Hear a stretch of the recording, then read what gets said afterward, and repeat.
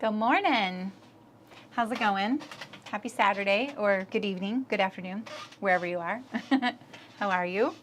I put my computer right here so you're going to see me looking up a lot at chat. So, hello, Sydney. Happy Saturday. Welcome, welcome. I'm sure your week you're glad it's done. I'm excited to finish this blazer today. I've been really looking forward to it. It's got lots of details I really like doing. So we're gonna, I have my home machine here because I thought I would applique my little bird. I don't know what I'm doing, but I'm just kind of making something cute up for the back neck facing here. First, I'm gonna trim away all this inner facing. Yeah, I bet. Are you starting on fall stuff now? I saw a little bit of your chat the other day in the live chat, so. Soder day, as Ray says. I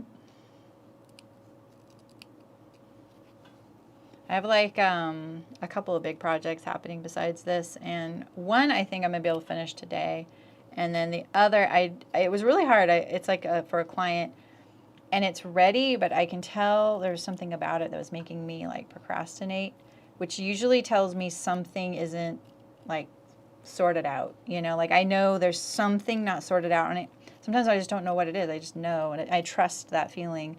So I wrote myself detailed instructions, which I very rarely do, and that was actually really smart, because now I'm oh, I'm ready. There was one little thing that I was oh, it's probably good I thought about this. So yeah, anyway.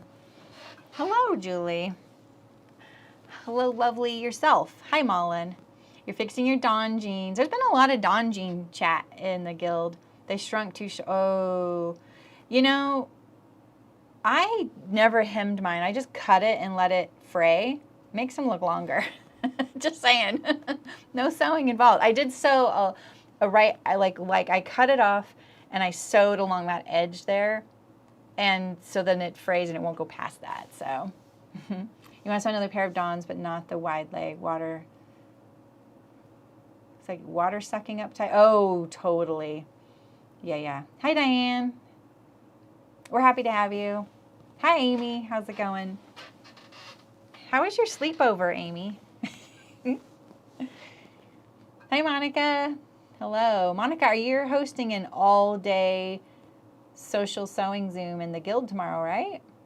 Or that's all in October. Sorry, I didn't mean to panic you. Yeah, no worries, Amy. It was on Thursday.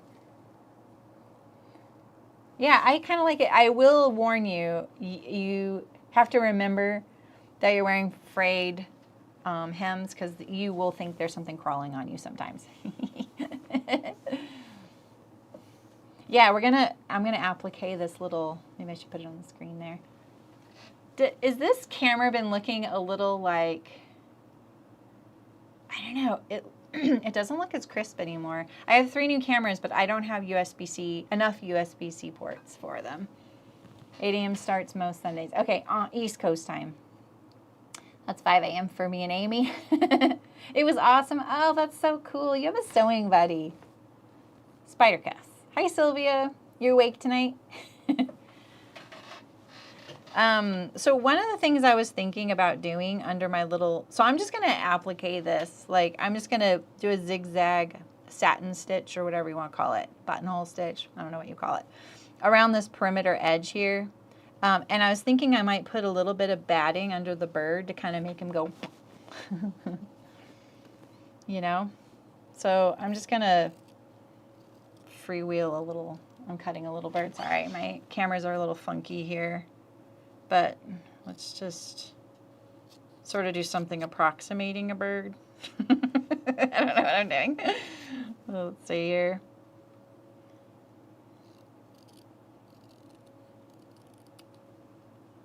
Oh, where does Belly go? Can I do it upside? Oh, okay, wait. There's something there. We want to get rid of this right here.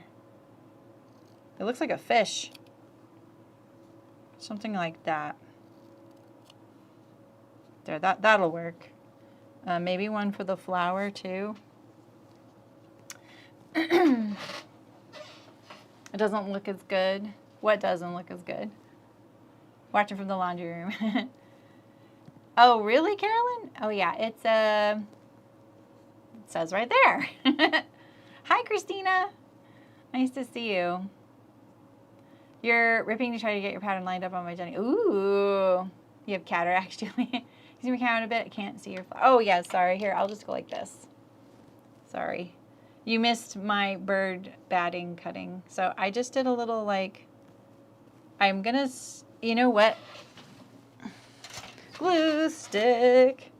You very rarely see me use glue. But let's just glue this puppy down. Or birdie. Glue this birdie down. Wait, can we place this? I don't know if you can see. I'm just trying to place my birdie. Boy. Like right there. I think that'll work. Oh, I can actually see the bird on the other side. I'm so silly. There we go. Oh my goodness.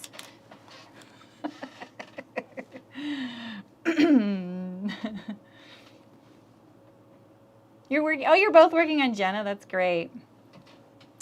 You know what? All I did with this, Amy, was I decided I wanted to do something with this back neck facing, and I just kind of cut this out, and I left it. I interfaced it after the stream, and then I didn't do much on it. So it was really more of like I acknowledge I want to do something with this. We'll visit that later, you know. Okay, this will be big enough. And now this may not even work what I'm doing right now. I just thought I would puff it up a little bit. I'm going to do this one. I'm just cutting another smaller one to put underneath. I experiment so you don't have to. Let's just put this under here. I don't think it matters what kind of shape it is. Just to kind of make the birdie. Oh, I shouldn't have glued that yet. Well, the glue didn't stick anyway. But now I know I can just glue this. Glue is so great for stuff like this. This, and I will glue my buttons to my shirt sometimes when I'm sewing them on. Mainly because I sit in a chair that's like, you know, like a cozy chair. And at that angle, it's just a lot to ask of me to hold the buttons in place while I'm hand sewing. So that's my... And I just use this Sew-Line glue stick that I got when I was in the only quilting class I ever took, which was really good, by the way. So...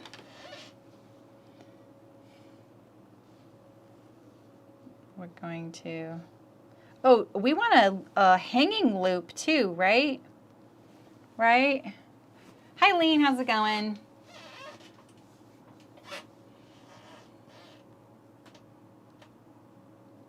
You guys are so silly. Okay, let's make... So do I want a label on here? I just feel like my labels are just a little... I'm getting really low on labels, by the way. Do I get the advent calendar this year?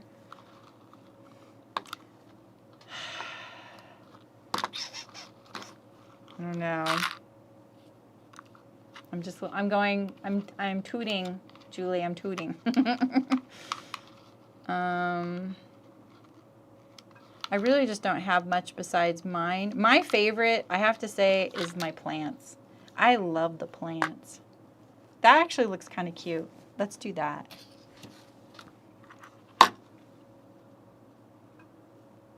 I like the plant. It's either you know what I don't like about mine right now? I'm committed to these. I have a ton of them, so they're not going anywhere. Is the white. Sometimes the white's a little too white. I want like a cream background, you know? And I'll have to think about that next time. So I think that's what I'm going to do, is that little guy. Hey, Libby, how's it going? Yes, label. Yes, Adam Keller. Thank Monica. I love when you reply like that. Like, and when anyone replies like that. Like, yes to this, no to that. I love that. You're giddy. I love it. Oh, yeah, the Jenna. Yeah, right. It's the button up. I was picturing something totally different. Okay, so let's just make a hanging loop here. I promise the cameras will be a little better once we get the applique done. So I'm just gonna, oh, my stitch length is kind of long. I think it's really long. I think I may need to change my needle. I can't remember.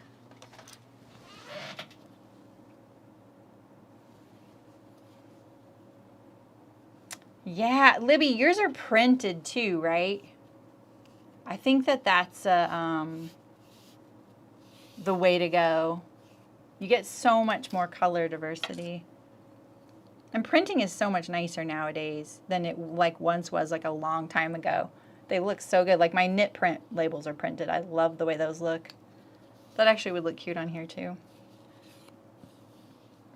Most cuffs, the standard, what, are you serious, Mullen?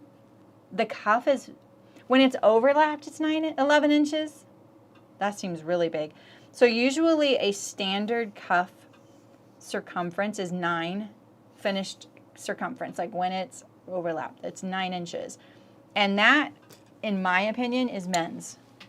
So for women, I think 8 is a better starting point. Yeah, and if your wrist is 7, so it just depends on it. Do you want to be able to put your hand through your cuff when it's closed? Because I don't mind. I like if I can scrunch my hand up and put my hand through a cuff when it's closed. I think that's the perfect amount. Like I like it snug like that. And then that gives me enough space. I have really small wrists, so some of those cuffs are gigantic. Like the Archer's gigantic on me. Yeah. Yeah, and you don't want the sleeve to like come in so much that it cinches. Are those billowy sleeves? So yeah.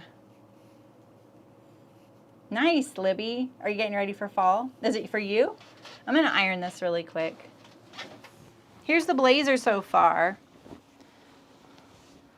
One thing I'll say about binding the seams is that on the corduroy too, it does look a little wiggly. And this seam in particular, it goes in and out. But when you don't do Hong Kong finish, binding is a little bulkier. And this is corduroy, right? So it's going to have that bulky factor anyways. I meant to wash this out, but I forgot. My office mate, I saw his eye go to this, and I could see a whole story like of emotions going across his face, like, oh my gosh, she's got a pen ink stripe on her blazer. Does she know it? Do I tell her? Oh my gosh. And I immediately was like, that's washable ink. He was like, oh. That was pretty funny. Oh yeah, Panson's quarter would be really fun. It's very soft. You know, I think I've been saying I got this from Hearts, but you know where I think I don't think I did. I think I got this at the Sobo store in Boulder, Colorado. SEWBO. It's K-Fast watermelon. Ooh. Oh, I'm glad it's for you. Yeah, so I think I got it from them, not Hearts. But Hearts does have a lot of corduroy, and that's why I thought I got it from them. Okay, so could have pressed this in the loop. I'm going to put... What if I did it something kind of like at an angle like that? What if I did it from the top? We pull this guy down. We're going to bind this edge, so we're going to have binding here.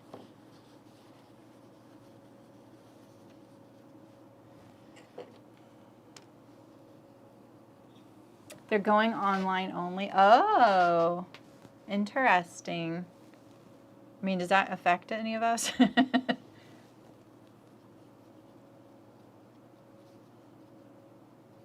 Something like that. Do I not want to hook coming out the top. It's going to go do this. Let's just do it from the bottom. Let's not reinvent the wheel.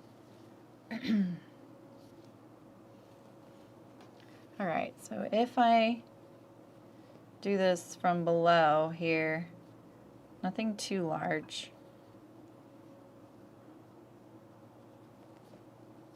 Something like that. Maybe I should just do my standard loop like this so that I can frame my label.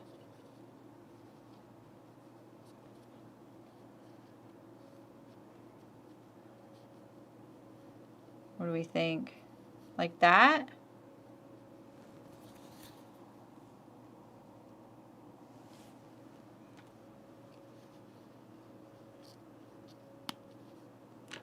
What do we think? I'm centering it. I'll look at chat in just a second. I'm concentrating. Try-harding. Okay. I think that could work. Yeah. You know what? Getting rid of their retail, if they have a retail space, retail is usually like 4 times more than non-retail. Yeah, I think that works. I think that looks okay. I think I could do this. All right, so let's trim down the ends here. So something like this. Is it centered? I don't think so. I think this is the center.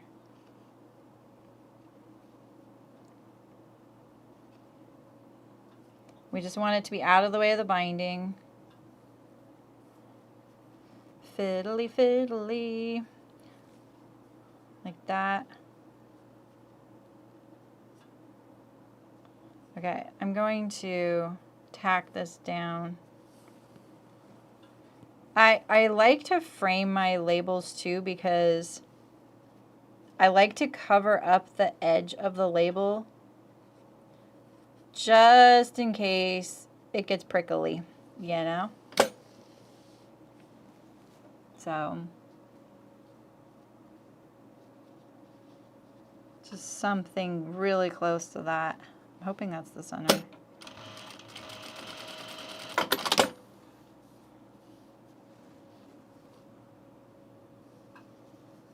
Dee-dee-dee-dee-dee, dee-dee-dee-dee, dee-dee-dee-dee. Yeah?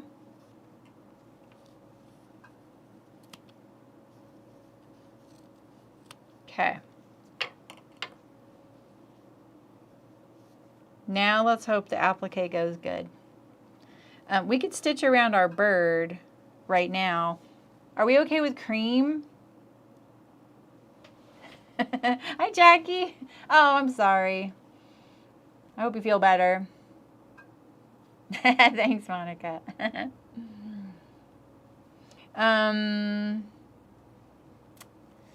Do we change thread color? The more I think about it, the longer it would take to do, right? So what if we did the green? I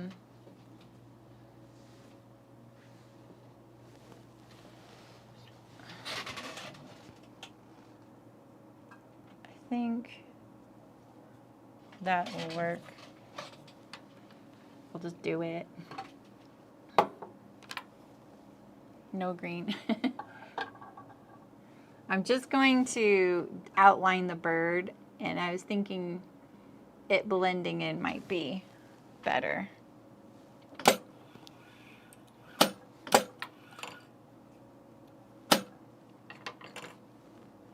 Because, you know, I just set this up, so I have to... I don't know how this happened, but my... Can you please... I can't see the eye. Like, it's so dark under there. It doesn't look as dark on camera, but it's really dark under here. Can you please just go through the hole?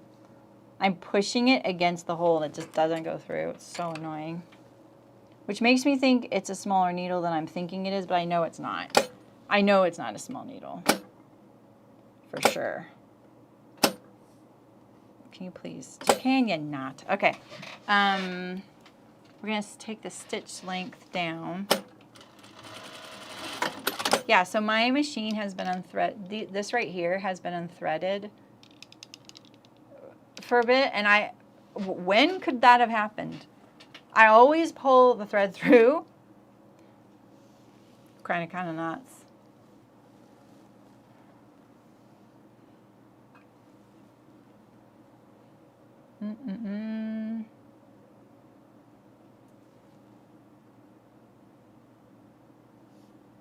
Okay. I'm just gonna try and get my quilting to pop. Okay. Sorry, little bird legs. It's kind of wild that I did not pin that down, isn't it?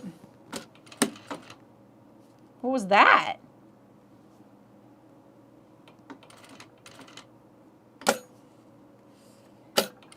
That was disconcerting.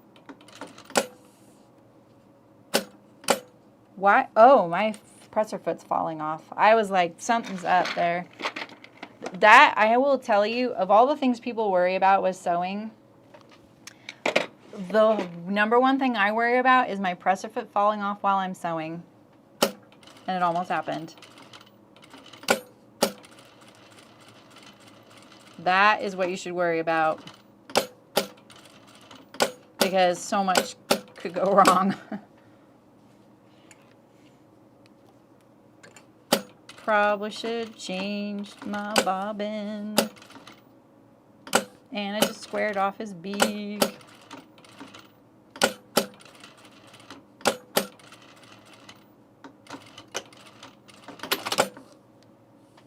It is puffy.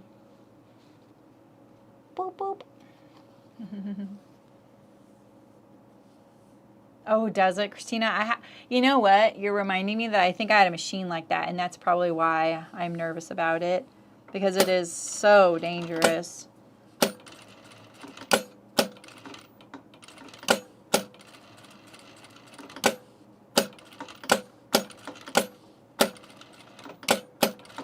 This is a good reminder of why you never see me do my jeans pockets on camera, because it is hecka annoying to listen to. It's annoying to me, at least. I cut circles, but I'm sewing in in like loose petal shapes. I don't know why, but I didn't. I wasn't worried about my back stitches this time. Usually I will pull the threads to the back. So I got a little puffy flower now. Boop, boop. I kind of want to go right down the middle. You know, or maybe right around this. That might make it, like, accentuate it. I don't know. What do you think? We can always take it out, right?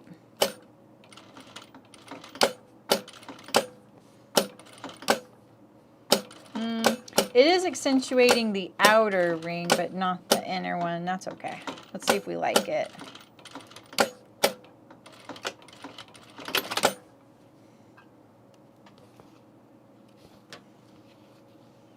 It's a little donut now. All right.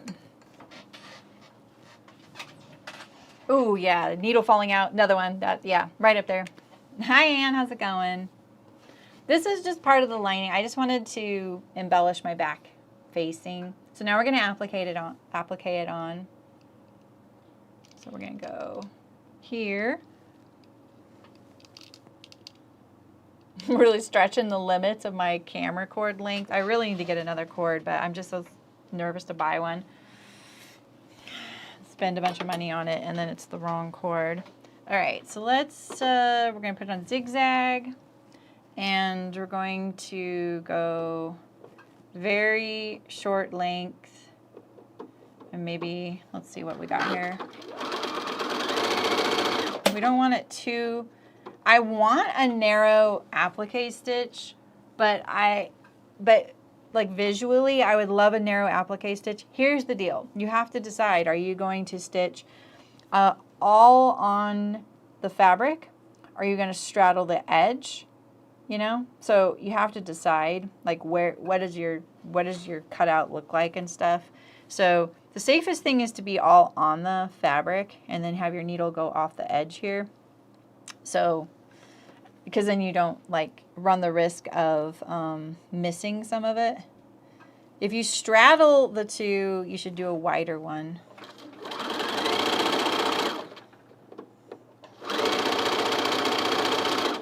Let's see.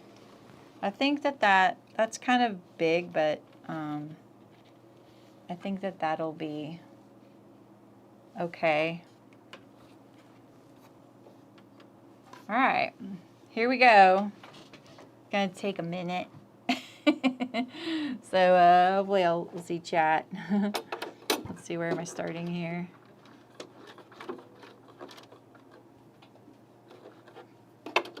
Move it over a little bit.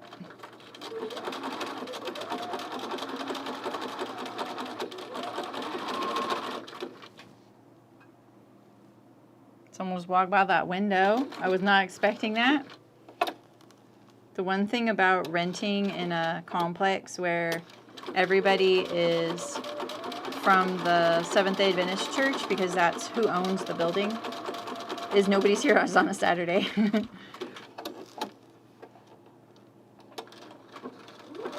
So that kind of surprised me.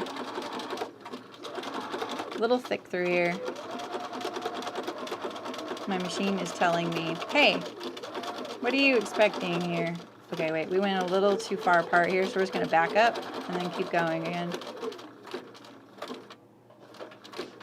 The Bernina, if you press the foot at the front, you can stop needle down.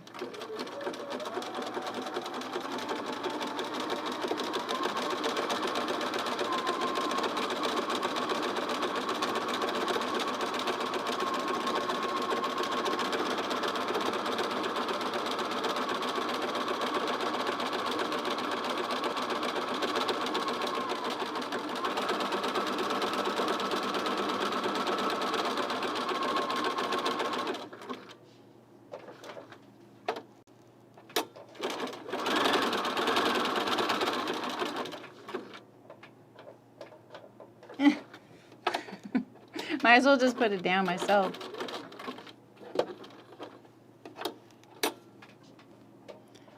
It's hard for me to, I know, like someone last, I was like, just press it. The foot, well, the thing is, the bar of my industrial machine is right in front of it, so I can't, like my toe has to hit it just right. So I just can't reach it, that's all, at this position.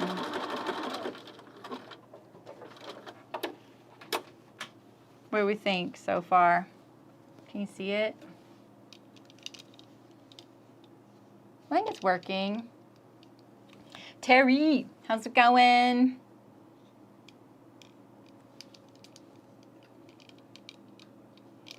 I just can't get this to stay here.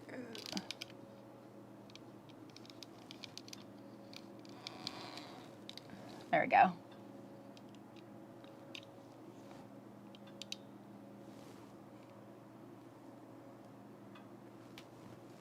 We'll try and remind you, Christina.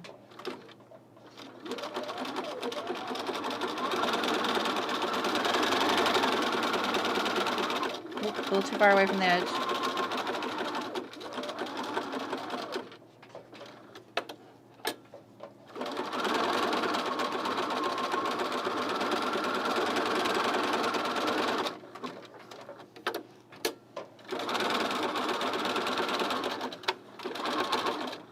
Home stretch, babies.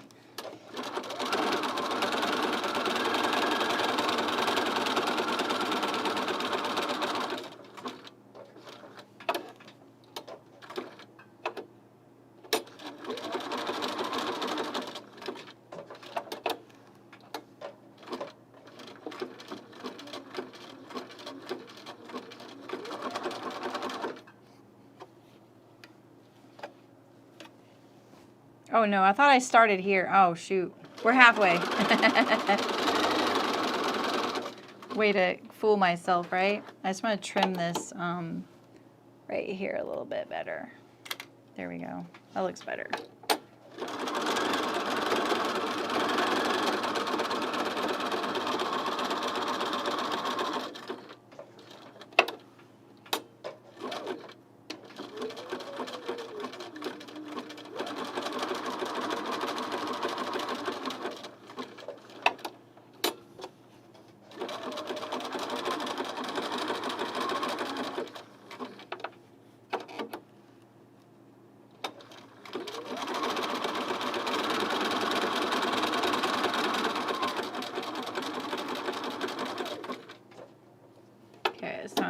flip it all the way around.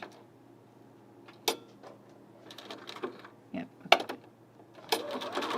Home stretch now.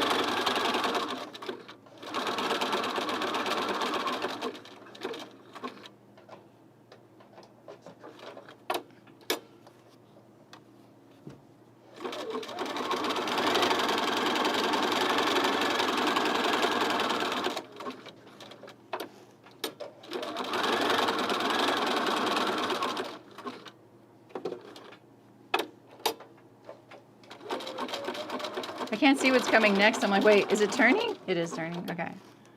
Very sharp. I was like, wait.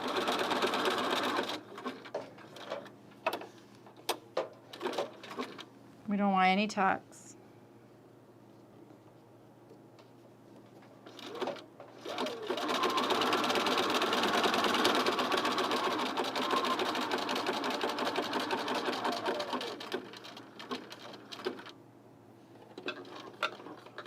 I like it when the needle ends in the interior side when I pivot like this. Ow, it's my elbow.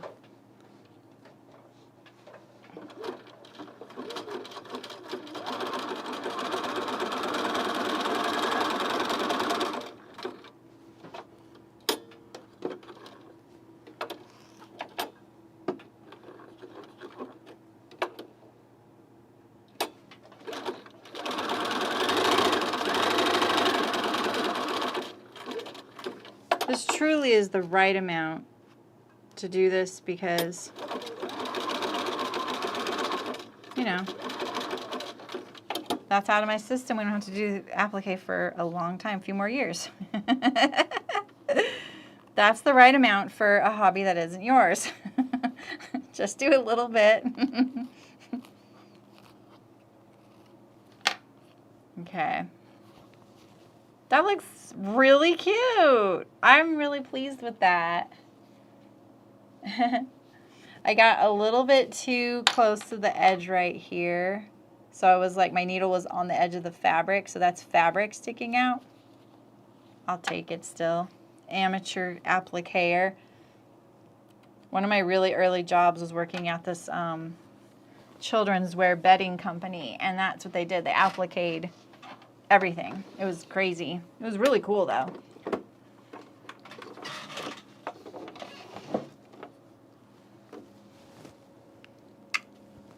Uh-oh. Wait, I missed a few things. Let's see.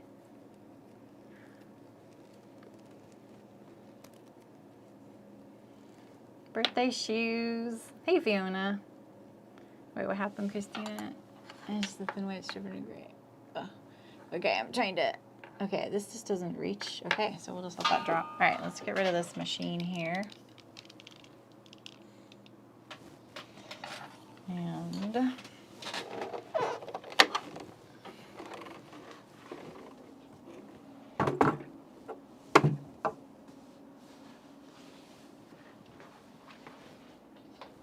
Okay.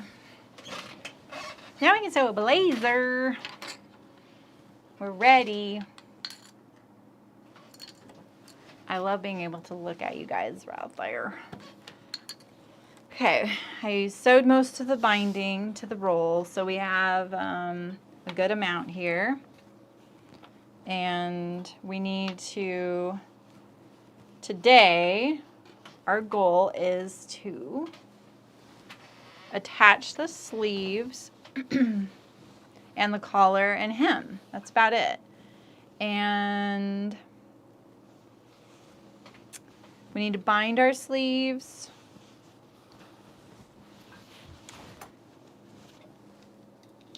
And what else? Assemble them together. I gotta remember what to do. So here we go. And this will be our little facing. This is pretty colorful. That looks cute in there though. You got your, oh, nice. Oh, that's so cool, Terry. I mean, you created your fabric, so that's pretty neat. Hi, Ellen. How's it going? Oh, thanks. You know, the whole thing is the bird and the flower is the eye.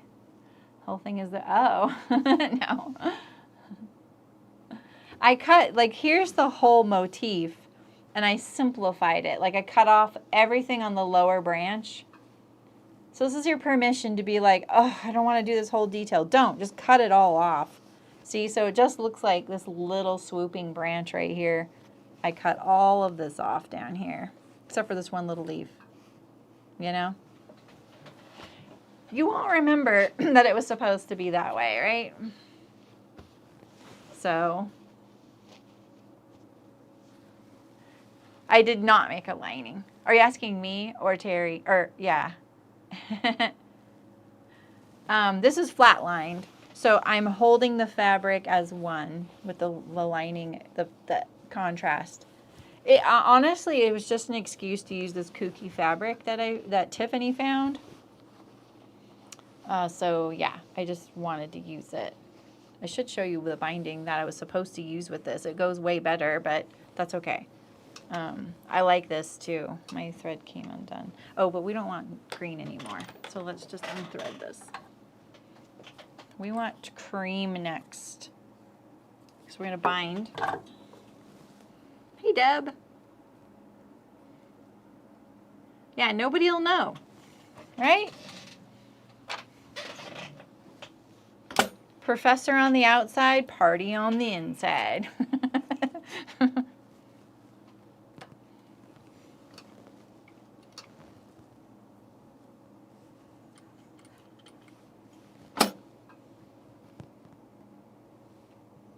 Okay. Thread ye old needle for the 5th time. This is the 5th needle I've threaded today. But nobody is counting. Let's check our bobbin. Oh, it's cream. That's right. And it's low. Oof. We have not been a good little Saremy winding cream bobbins because I was using it yesterday too. And the blue was on here for the blazer, so I was leaving that. So let's just set this up now. And we'll bind for a bit with what we have, which will wind a bobbin for us.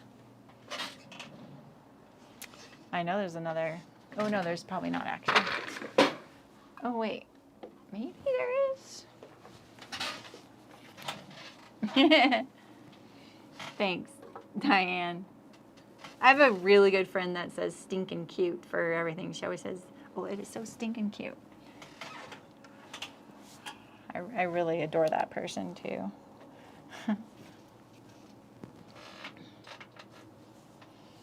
Oh, what did Jackie say? I didn't see what Jackie said. You guys are talking a lot. I'm missing it. So I'm just setting out my bobbin over there.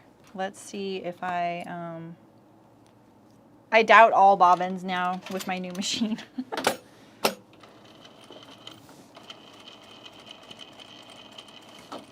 Nope, it's not going, I don't think. Oh yeah, it is. Okay.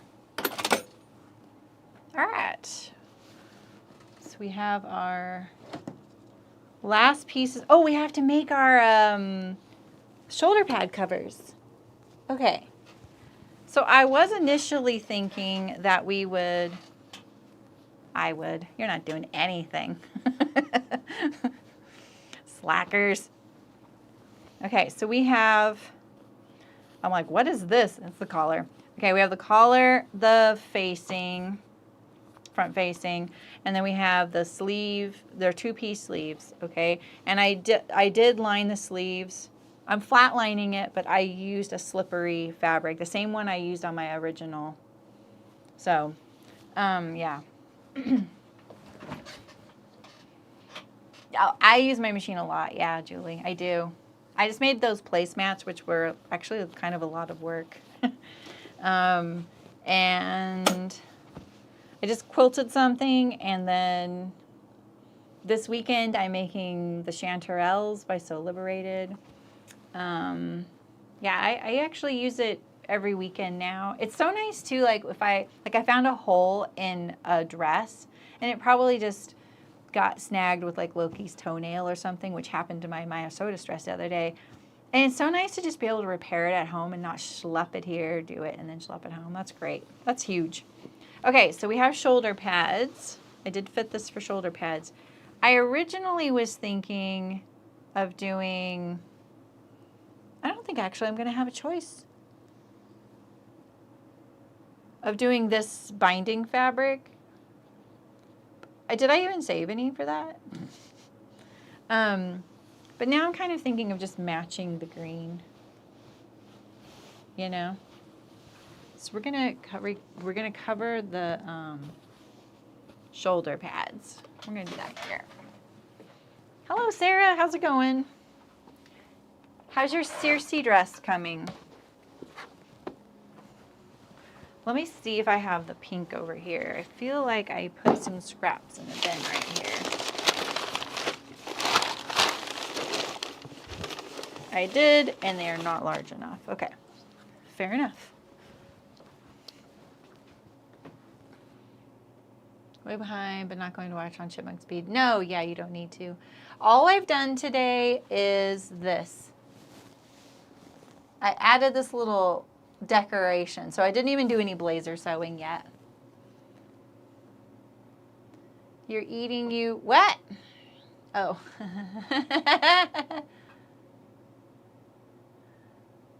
Okay.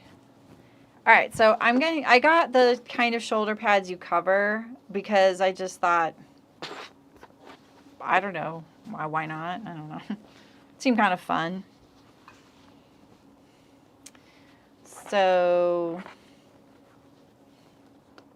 I got this, so do I want to do, so this is the shoulder edge. So do I want to do them on green like this? Yeah, I kind of do. On green just because the print would be right side up, right? Do you think this side is towards the body? Or this side? This is like a felt, and this is like a pellon.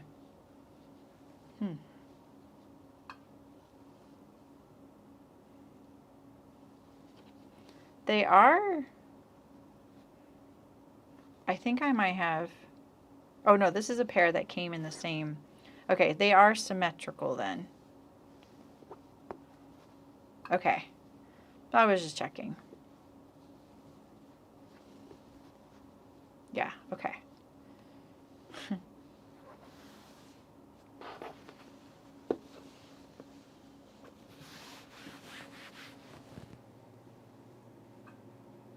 Oh, catching. Okay. Seriously, you're sewing the front pleats, hopefully correctly.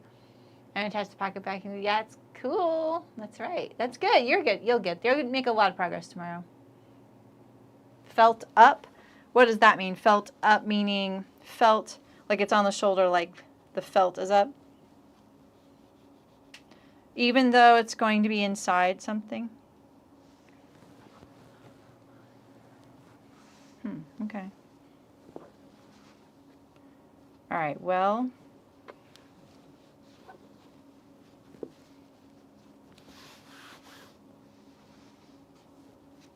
So this is what I was thinking. We can sew and turn and edge stitch this, but I saw this cool video that Aisha sent me where they bound this edge and then tack the binding to the seam. I kind of liked that. So the difference would be, do I add a seam allowance here or not? And do you think this is the seam allowance? I think so. We're going for it. Sorry. Not a tailor. Don't want to hear it. You've been warned. I mean, you can tell me whatever you want. I don't care. But, yeah. You are not here for tailoring content. You have Terry for that. She will give you all of the videos for that.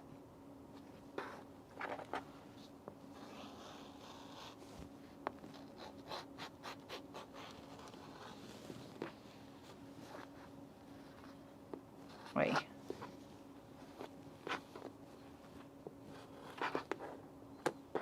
Okay.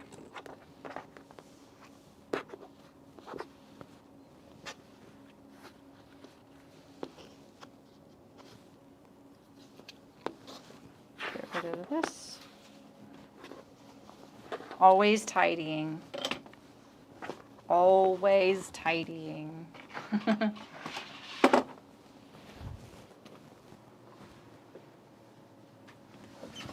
Okay, Only Taylor needs it. All right, so I think I got a left and a right. We'll see.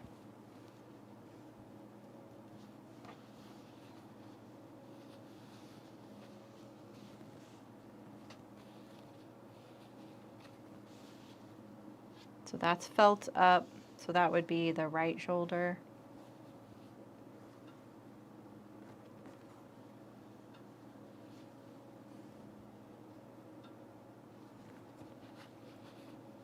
There we go. Hi, Rachel. You guys trying to catch up are so cute.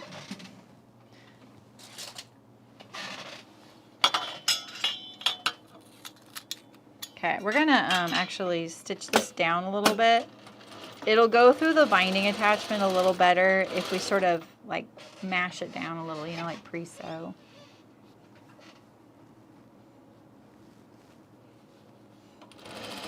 That is good to hear, Diane. I think about you.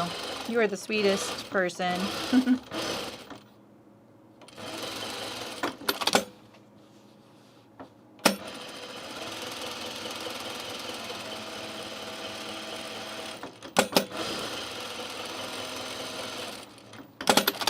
I'm going to trim this edge a little bit.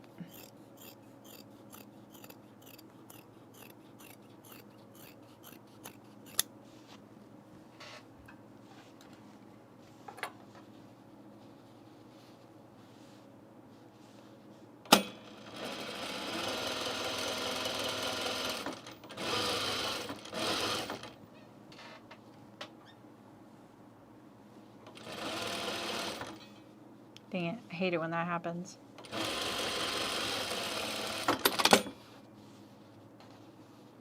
We're taking that out. We're taking that out. Oh, we don't even have to take out much of it. Good.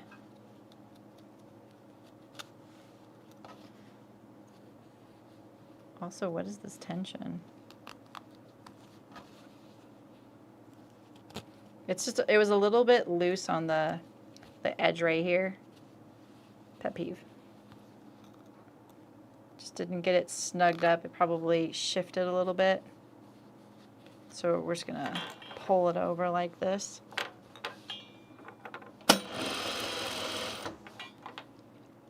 And then kind of drape it out. Like we're fitting it. Oops. I don't mind that I'm being messy with this. It's all gonna get bound. We might even be able to get rid of that.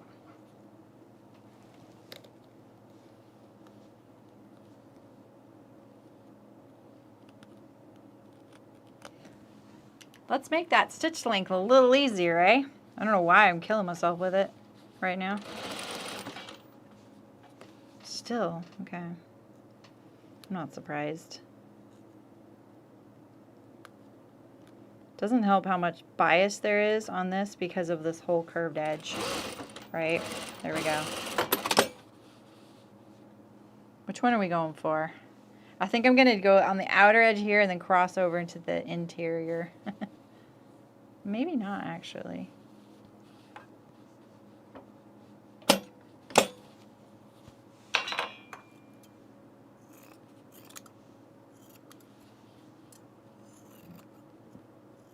Let me see what I'm working with. Hey Ray, how's it going?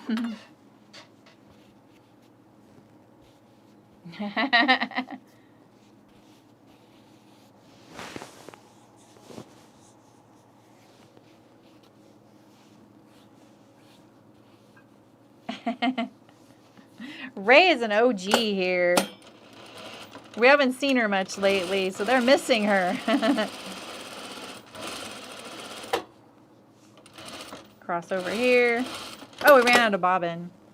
Perfect timing. I heard our little bobbin winder go boop. Wouldn't that be fun if I could make it have sound effects?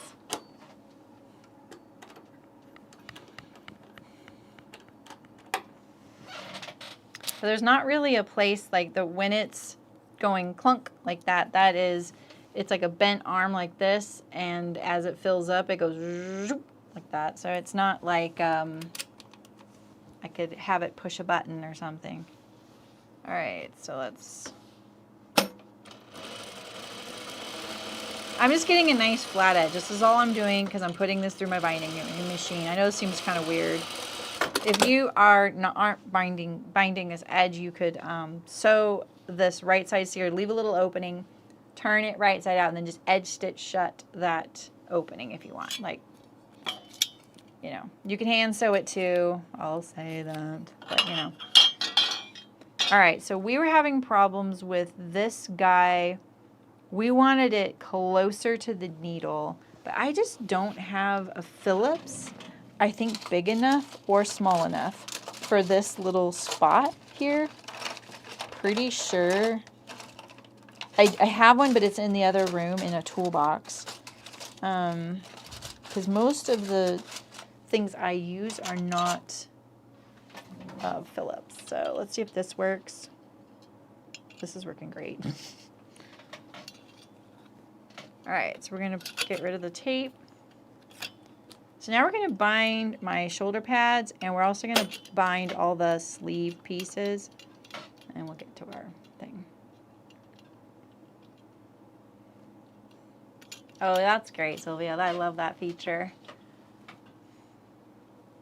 All right, so I'm going to move this closer to the presser foot because what I have happen is the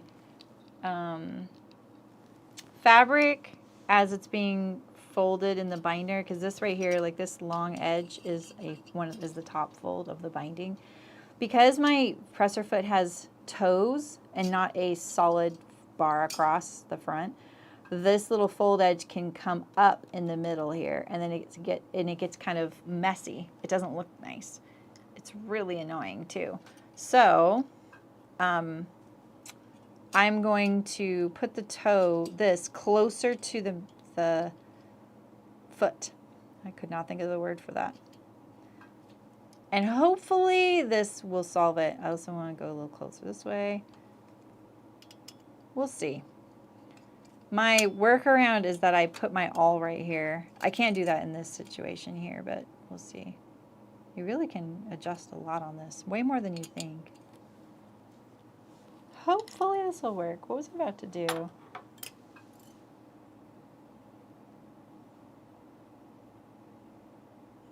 How come I'm not seeing Jackie's messages?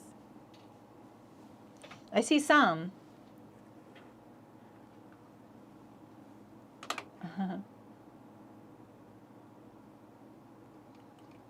Your font? What font? I don't see you typing.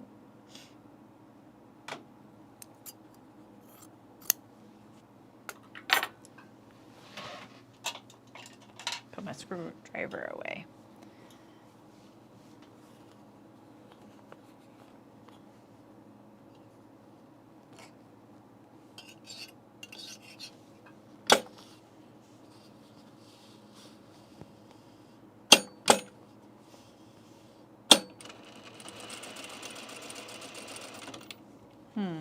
What do we think of that?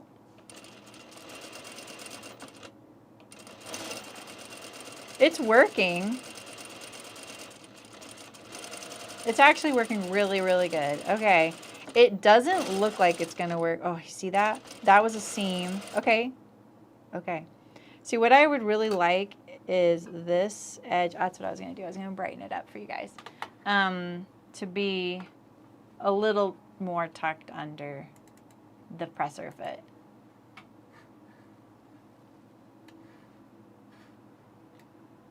Let's see if we can make this a little bit better.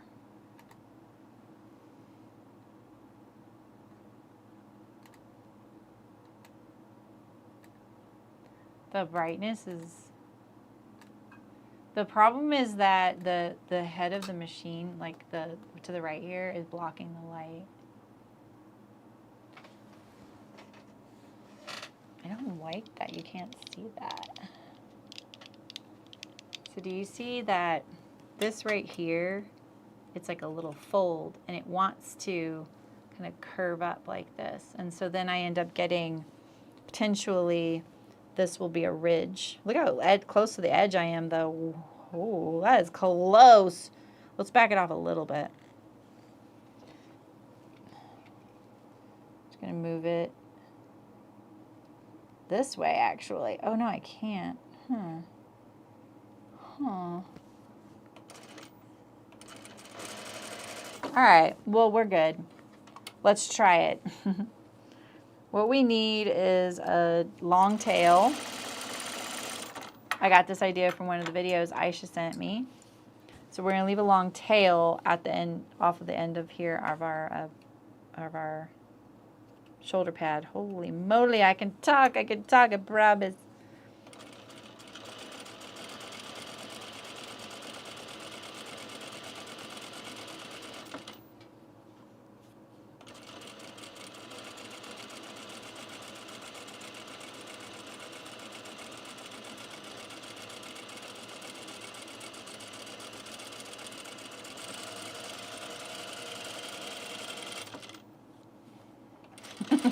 That was so good.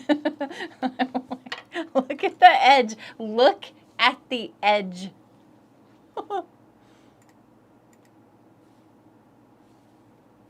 Oh, it missed it. I was going to say, there's no way. Okay, that makes more sense. It's so close to the edge. But the thing is, if I push it this way, right here, it squishes the fabric. No, it'll move it over. I'm so silly. Okay, let's do this. Fun with Saremy and binding. Oh my goodness. So, anyway.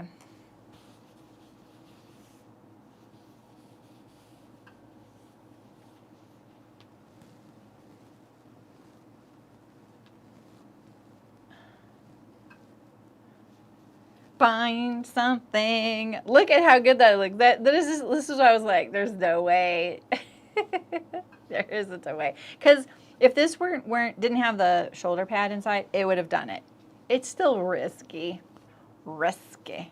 The great thing about binding with a binding attachment is that you really only have one seam to take out. So when I take this out, that's it. Like, it's not a two-step process. So it's not a big deal to take it out. And we get to use my new reusable,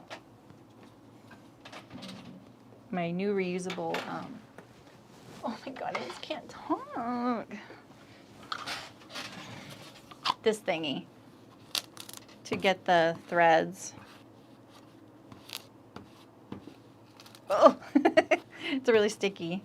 This is a really long one, though. It's not going to like that because it's still sewn a little bit. Oh, that's just the thread from edge stitching it. This is the only way to take out threads. Oh, yeah, it's called Easy Roll. You were right. Okay, let's get rid of this. We've moved it over. We need a long tail. Long tail, long tail. Don't forget the long tail. For this, what I'm going to do. Okay, see, now I'm getting the ridge. See? There's that ridge. See, can we get it without? Still creeps up. Dang. All right, we're going to try. We've got a long tail.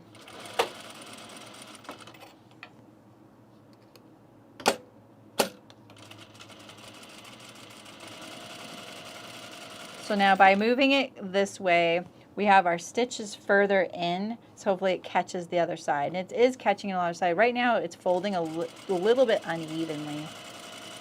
Now I don't want you to think that this is a fussy thing to do.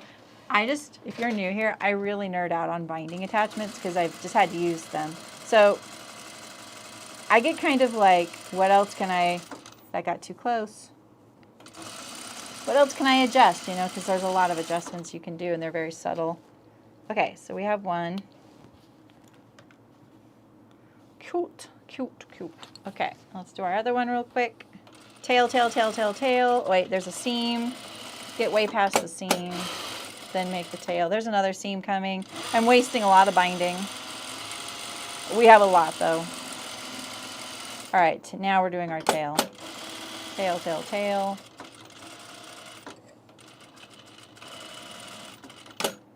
I keep lifting my presser foot up to get the top fold to go under the toe of the foot.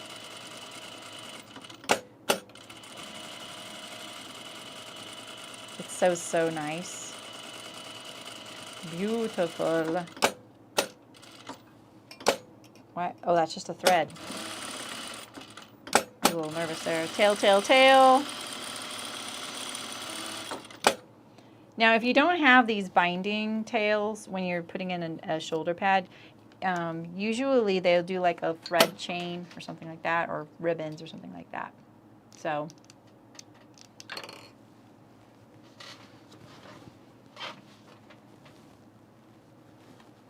normal package tape does do the trip, and I get really tired of pulling it off and wrapping around my hand, though.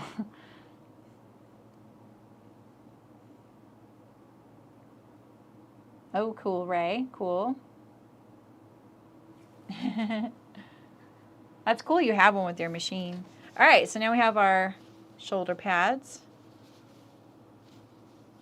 Let's make the tails, I don't know, the same length at least, so we know we're starting with the same. So let's go with the shortest one. There's probably a good amount. This is like 5 inches, I think. And then we'll make the other one the same. That way we know we're starting with the same amount. Or maybe not. Maybe that one was shorter.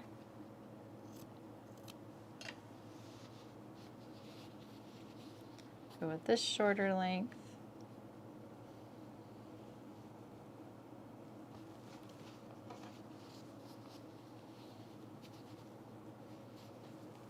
Okay. That way when we get there, we are dealing with the same thing.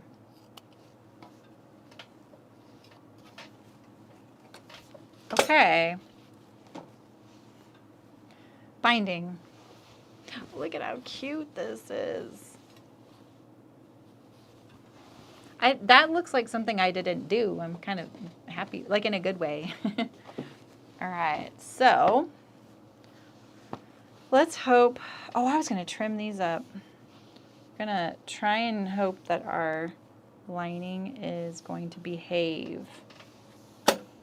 And we're going to start it from this side. So let's pin it. I probably could trim this this is flat line. I'm not lining, I'm just flat lining. I probably could trim it right to right here where this is going to turn up too. I think that might be a wise decision.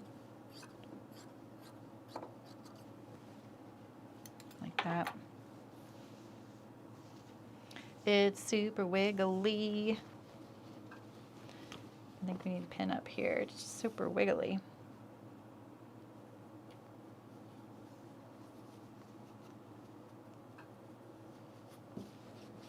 Let's do more pins. Yeah, it's just so wiggly. I don't want to have to redo this at all. Like at all. One thing about the binding attachment is it doesn't trim things. So like all that right there, it would just get like, I was supposed to do this with you guys the other day. Was trim this down, I forgot. I thought I had done it and I didn't do it. Let's just trim that. So it doesn't get like crumpled up inside the binding, you know.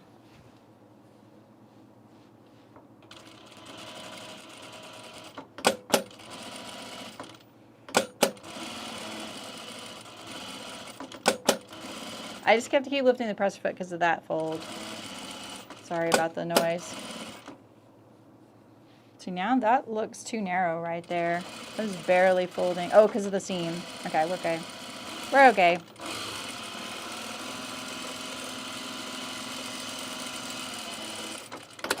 That seam's getting really annoying though. See it? There it is. Or that fold. It'll go away. It's just too much hands-on work, you know.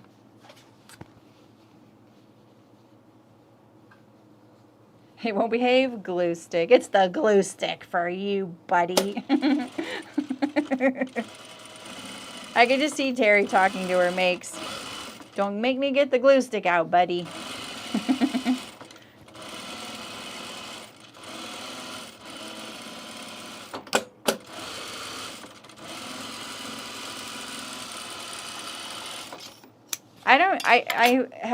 Are any of you people like not the kind that anthropomorphizes things? I don't realize how ingrained that is in me doing it. I thought everybody did that until I met someone who was so annoyed by it. And I was like, oh, I did not know this wasn't a thing for everybody. And my mom just did that growing up. Like, it's just everything had a voice, everything had a song, everything had a personality, right? And I was just talking about this with her because when I pack for, like, we have to pack a go bag, right? Just for fire season or whatever. And when I have to pack the clothes that go in there, it's such a really weird thing to pack for. Because you're essentially packing for something you hope never happens, right? So you don't want all your favorite clothes in there all the time, right? You want to be able to use your favorite clothes on the daily. And at the same time, you're thinking, but what if something bad does happen and these are the clothes I am stuck with for months or weeks or whatever? It wouldn't be that long. Like, people, you know, will help you out, right? You can buy some clothes if there are some available and all the stores didn't burn down, you know? So I know I'm laughing about this, but it's just, you have to when you've kind of been through this. So I find myself anthropomorphizing my clothes, like, and I'm like, dude, look, I know you want to go, but I like wearing you all the time. Or I'm thinking, okay, I'm going to bring you this time, but you got to promise me that you're comfortable because I'm going to be in a really bad emotional state. I really need you to be there for me. And these are the things going through my head when I pack for my go bag. I feel like this could be a good comedy sketch for someone who's funny. You know, I don't know. Is it just me? Maybe. All right, we're doing this from the right side. This side's kind of risky because I have this little cut edge and I don't want to miss it. So we'll just do this. Boop.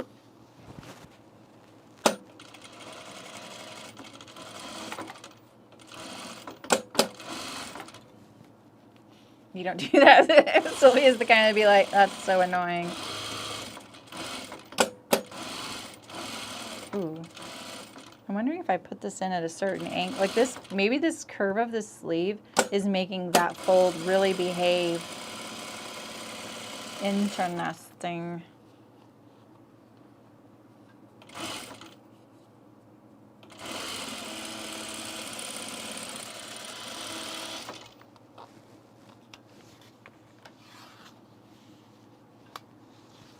Oh no, Rachel. Yeah.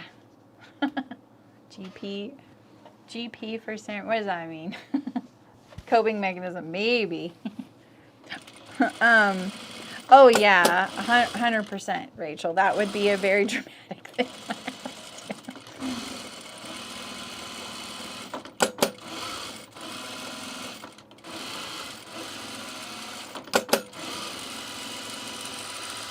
It's funny because I have some Polish stoneware that I really love. I really value it. I think about the people who've made it and painted it, you know. And one of the pieces I have is a butter box. So it's like a little rectangular box with a lid. It's like this tall. It's chunky. And you just put the butter in there and it's got a lid. It is just the right size that would make it very easy to drop because, oh, I did go up a little bit here. I think I'm going to not let that bother me because of the that it's flat lined. It's not lining, so it's not going to torque it. But I've often thought, like, I hope this, like, I'm not a big sentimental person. I think heirlooms are really cool, but I also, it's kind of like I have a really funny thing about it, and I won't go into it. Like, whatever. It is what it is. And I think about that butter box, and I would think, this would be kind of a cool thing that is just kind of something that kind of lives on because it is kind of a cool piece and I like it. And I don't know, I really liked it. And recently, my daughter asked for one for Christmas. She's like, I really love your butter box and I really want one. I was like, you do? I was so excited. And so we got her one. It's a very nice, it's like a $90 thing to hold your butter. Mine was a wedding gift. So it's not necessary. It's definitely over the top. I thought it was cute that she liked it. It probably made her feel like homey. We thought it was fun to buy. We bought her one. She was visiting, last time she was visiting, she broke the lid of mine. And it was kind of funny. Like, I really thought that would bug me if it happened one day, and it just didn't. I was just like, oh, dude, it's fine. It's just an object, you know. But the poor look on her face, you know. And I've never anthropomorphized my butter box, thankfully, you know. So at least I know I'm not, you know, that far gone. It doesn't have a face on it, thankfully.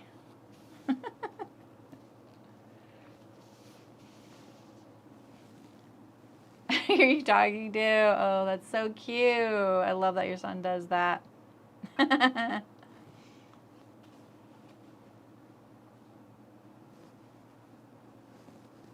They have you burrito and pull what? What are you talking to someone, Christina, like for what? Did I do something wrong? No, I feel like that for that butter box, I could probably get that same pattern on it, you know, and just buy a whole new one. I haven't done anything about it. It's not a big deal, you know. It's just an object to hold butter. And I don't eat as much butter as I used to, so it's not even like it's in my daily life all as much. And she was just looking at it. Like, that's the worst part, is she wasn't even using it. She was just like kind of like, because now she has her own. And when she opened it on Christmas, this is what I said to her. When she opened it, she was like, oh, and we were like, I hope she likes the pattern we picked for her, because there's a lot of different like types of painting that can be on it. And, you know, it's hard. Like, you could have that for 100 years, right? Like, I didn't want to decide and pick a bad pattern for, I don't know, whatever. I didn't want it to be too deep. But when she opened it, she loved what we'd picked for her. And the first words out of my mouth was welcome to the stress of owning the butter box. And my brother started cackling, like he knew exactly like what I meant, because like when you have something that you know is a little bit precious and very breakable, it's stressful. And then she's the one who broke mine. I felt bad that that happened to her. All right, we're gonna do this vent, and I'm just gonna round the corner with the binding, like you do. Oh wait, let's trim that hem off. This hem interfacing piece didn't get changed apparently whenever I changed this sleeve. That's why this one is a little bit shorter. That's the only reason. And that's fine. It's just out of the seam allowances, so honestly, that's not a bad thing. So, all right, we're going to just round the corner of the... I should have just rounded it with like my scissors. What are we stuck on? What are we stuck on? Okay, we're not. Okay. I should have just rounded that. Like, if you're going to do this, you should just set yourself up for success. So I'm going to do that, and now I'm going to pull this over. We're probably going to fall out of the binding on the back side. Now I'm going to bend this over like this so I can get as close to this as possible. You don't want to be pulling on the binding or the binding machine. I'm going to sew right up to where I've yoinked it over, and now we're going to yoink it back. Put it in there. Make sure it's all relaxed. Hopefully we've caught it all.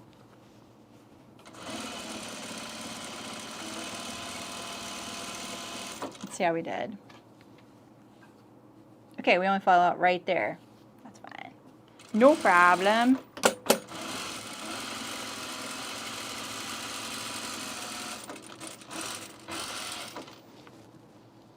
Hi, Danny. How's it going?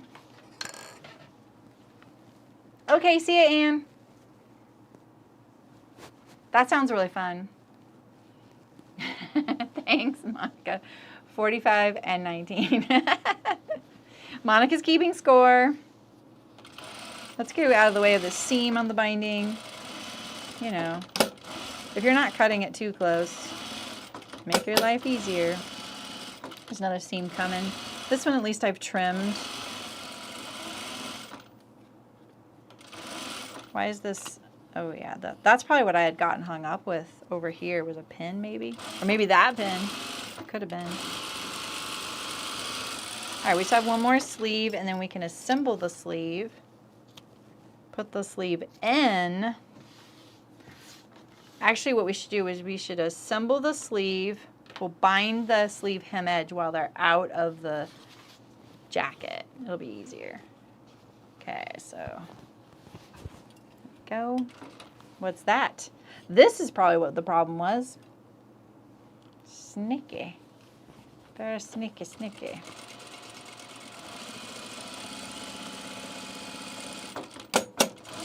I really wish the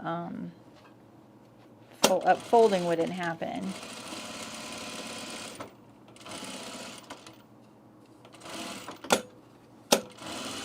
All right, we're going to approach this from this side this time. So I'm going to pull the vent back like this.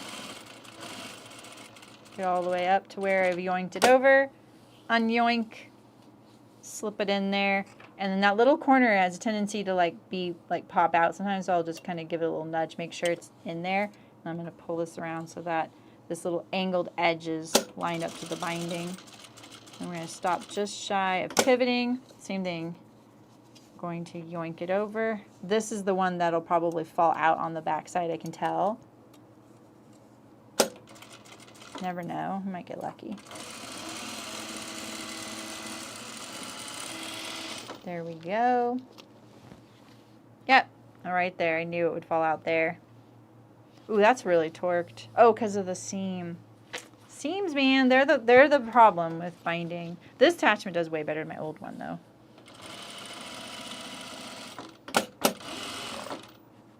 It's the pin. Did you see that? This one right here. Right. Whew. Reason number 15 why I don't like using pins. Oh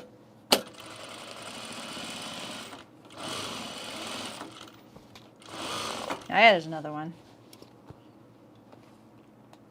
Like butter. Till I hit a pin. And it's hung up on the attachment.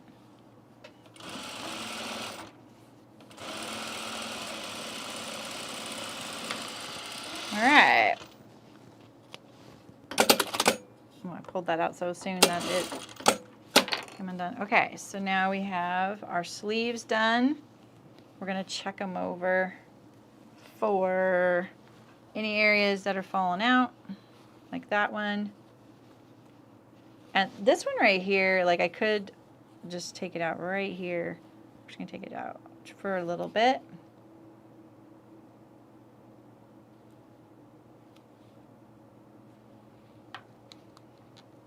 Oh wait, that wasn't enough. There we go.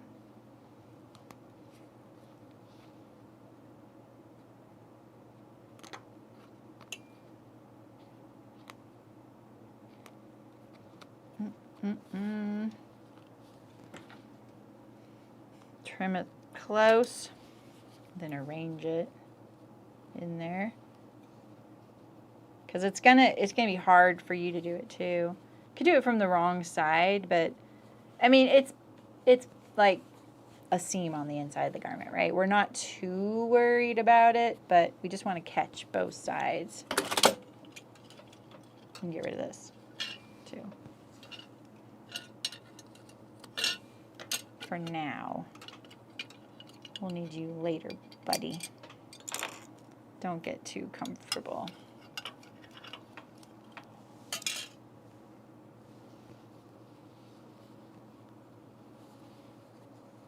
This is where glue would be nice, right? We could just do a little pin like this. And then now we can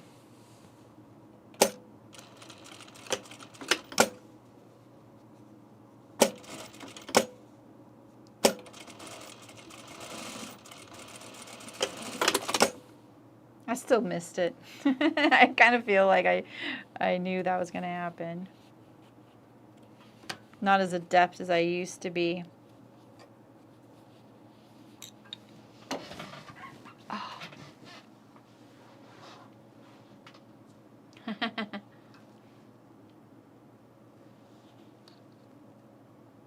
What are you talking about?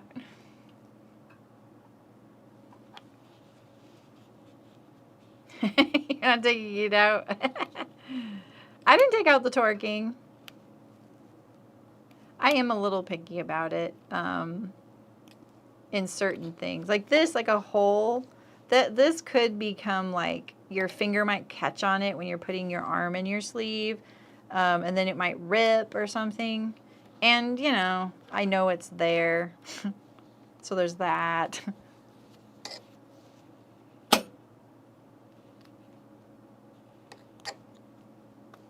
There were things that we'd sell that we just wouldn't sell them if we had to fix the binding, because depending on what it was, you know, it just would look too home sew. So I pulled this little more onto that side.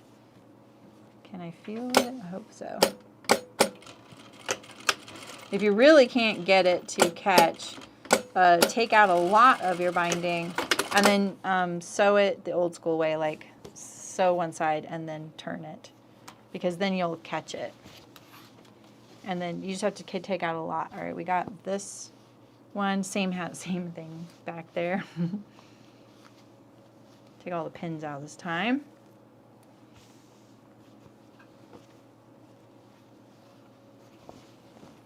So this right here, you know, are we that worried about it? What we can do is pull this over and just stitch through the original stitching as well. Maybe. If you don't catch it though, you have double the stitching to take out now. That caught it enough. There's like 1/8 of an inch not caught. I'll leave that. Since the vent gets turned back, let's hope that's the one that gets turned back the way we can cover it up.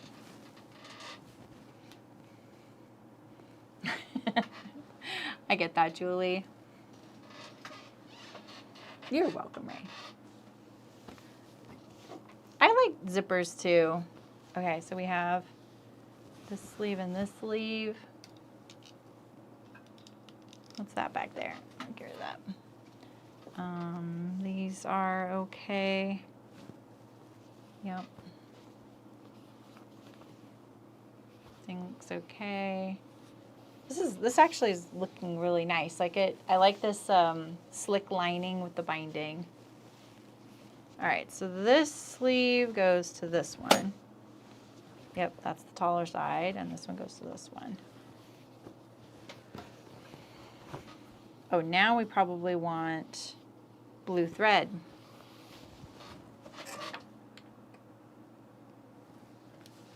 Do I want blue thread? I'm about to bind the cuff. Right? Oh, maybe we'll hand sew the bind. Not hand sew. I mean, you know what I mean. Well, let's put the blue thread on. Don't be lazy. I'm a little lazy though.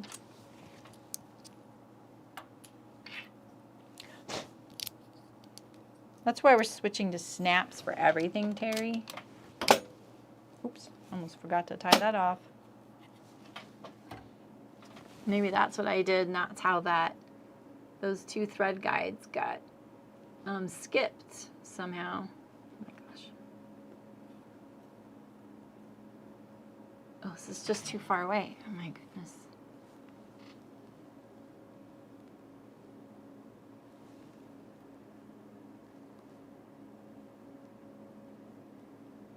Oh, I like that idea, Jackie. I think Terry does that. She's savage that way.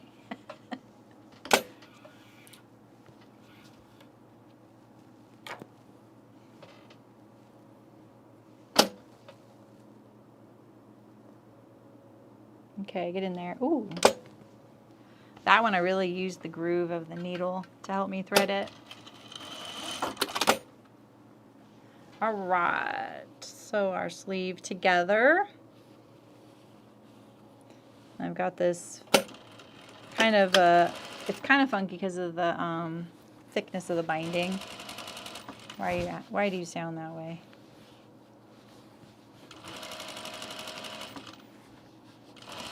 I also don't want it to shift.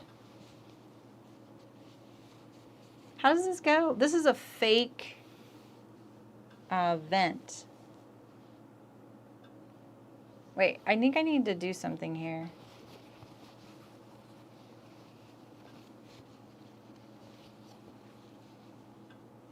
Wait, I think this is a fake vent, and we want it to look like that.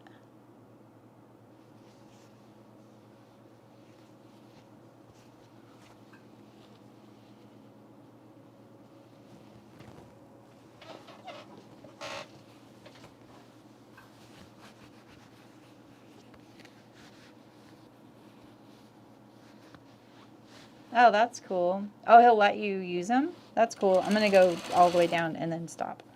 And remember how to do this.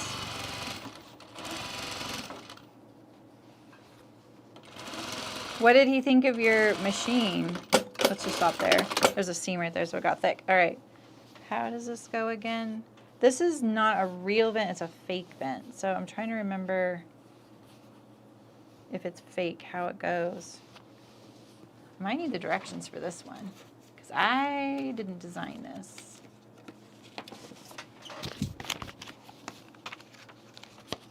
All right, let's see here. Oh, wait. Why isn't there...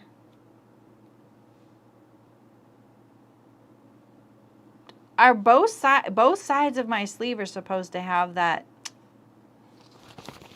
They don't have that. Both sides, I was like, I knew when I cut this out, I was like, that's interesting. The undersleeve doesn't have the thing. Listen to yourself, Saremy.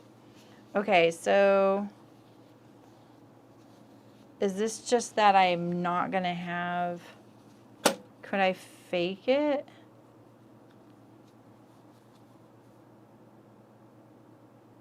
How could I fake that? How could I fake that? Okay, so here's my little placket, right? It has to line up with the seam right here, like this, which is also concerning because look at that.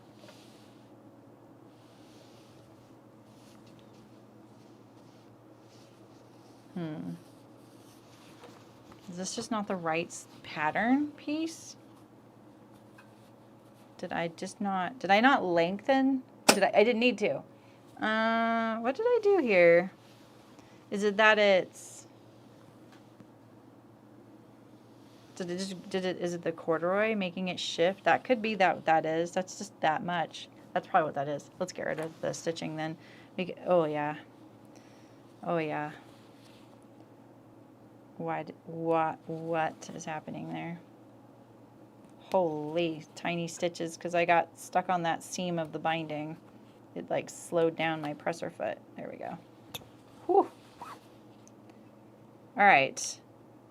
How can we fake the vent? It's a fake vent anyway. You know?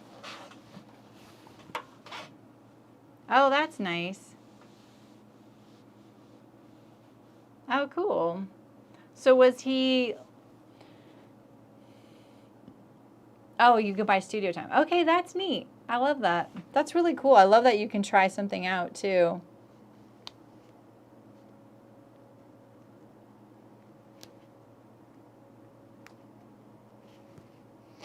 Sorry, I'm going to take this out. It's kind of hard to grab too because it's so thick.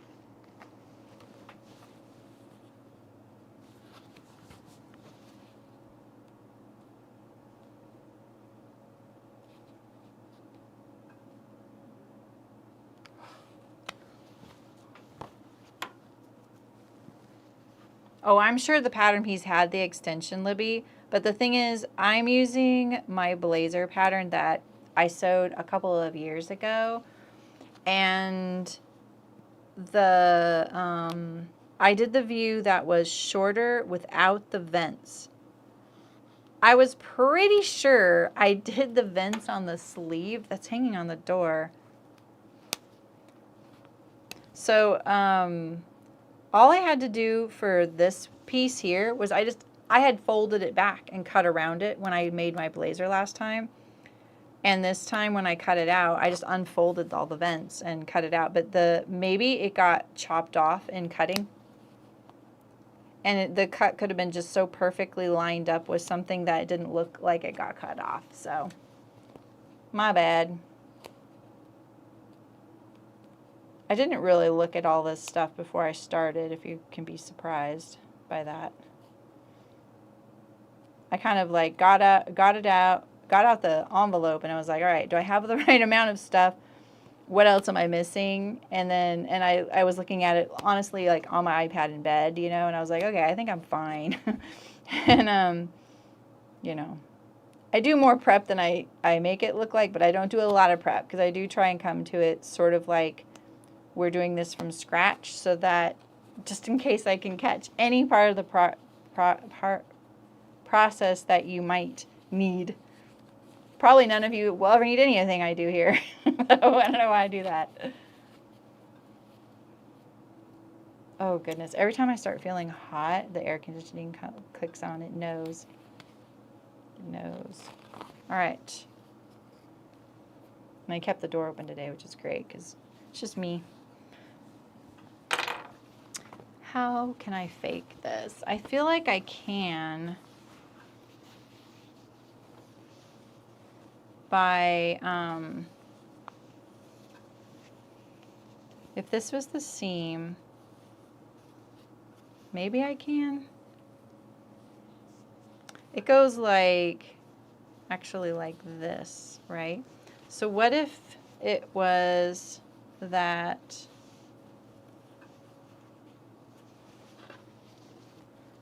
we sewed this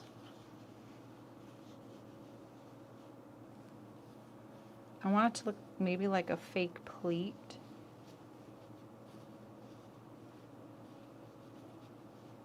I could just not have it too. That's my backup plan.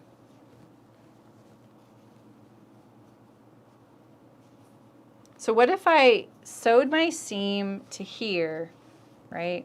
Let me get rid of this so you can see what's going on. So I sewed my underarm seam down to here, right? Okay, and then what I do is I jump over here and I sew like right along the edge of this binding. And I'll tell you why. Because when it's like this, right? So we have the seam going to here, which is going to be pinched shut there, right? But if we sewed below here, like further away from this edge, it'll look like a loose folded edge. You know what I mean? Let's just baste it and see.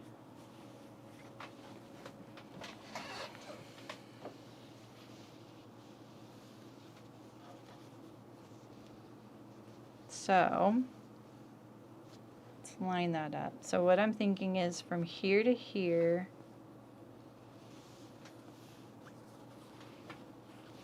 so right along this edge. Okay, we're faking it. All right, and then from here up, we're going to do a seam. Let's see. Also, we need this to match better this time. Thank you very much. Thank you very much. That was a lot easier to come up to. All right. Oh, the corduroy shifts a lot. Plus the binding.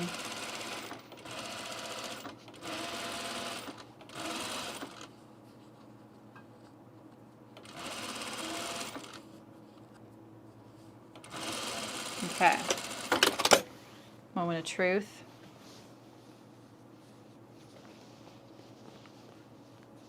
So it shows a little bit my edge. Okay, good to know. But that's okay, because what if I just put the buttons through here and you would just see that? No, you would still see that.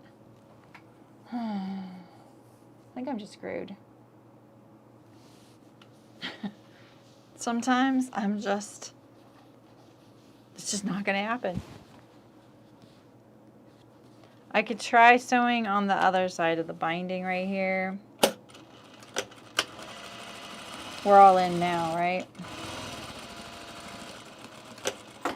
It's just going to give us the tiniest little fold. See? I mean, it does kind of give that air though, right? It's kind of looser right there. And if we put our buttons down right here, I don't know. Not much for faking certain types of things. We may just have to skip it. We may just have to skip it. I could have just cut the undersleeve out again and the lining and all that, but it's already 12:30. I could even have sewn a, you know, vent opening to it.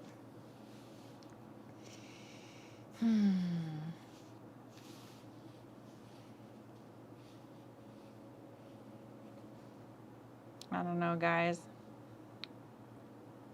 Oh, this was where I should have stopped binding here. That was a sewing fairy telling me that. Sleeveless blazer. Yeah, I wasn't going to do buttonholes anyway, so we're safe there.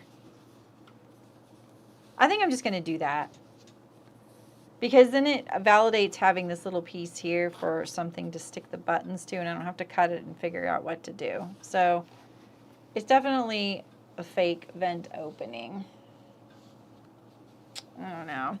You know what I could do? Could I do that? I could take the binding out right here, and that would give me like a 1/2 inch more space, make it look more. I don't know how much I want to fuss with this, to be honest.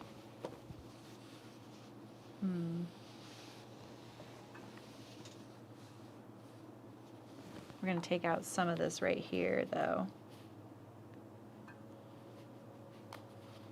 Just to open this up a little bit. So when I press this open, it behaves a little better. Because this was that first seam I did. We don't need it anymore. I put a back stitch right there so it doesn't go any further.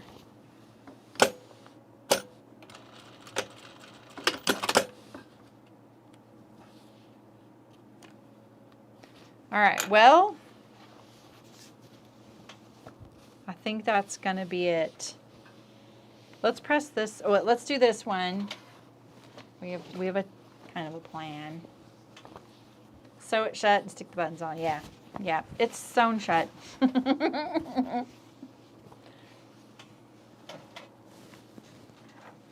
I asked everybody what they thought. To be fair. It looked kind of cool, and I don't think I was really thinking it through that was a look. All right, so we're going to sew this right here.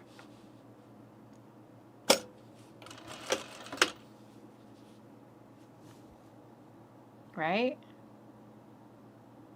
Right along the binding, yeah.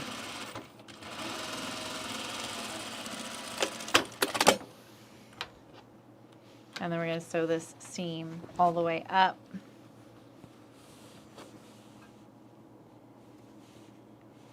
I'm going to go a little bit above that so that it wants to open up.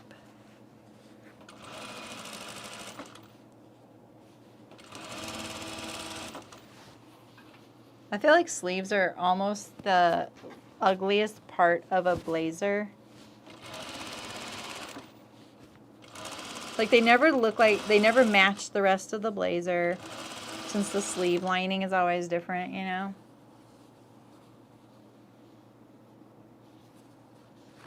You got a ruffle foot, Jackie? They're trying to convince you to use it. Oh my God. Is it Monica trying to convince you? Because I feel like it would be. Monica would be like, give me that ruffled foot. A ruffling foot is really great for gathers, isn't it? Or is it the kind of ruffling foot that does the micro pleats? I love those. Those are really cool.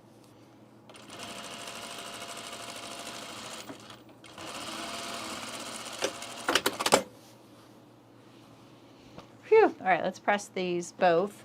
Let's see how they look here. Okay, this is the newest one here, yeah. And it's gonna go like this, right? No, it's gonna go behind this right here. This one looks more realistic. It's not as maybe overworked.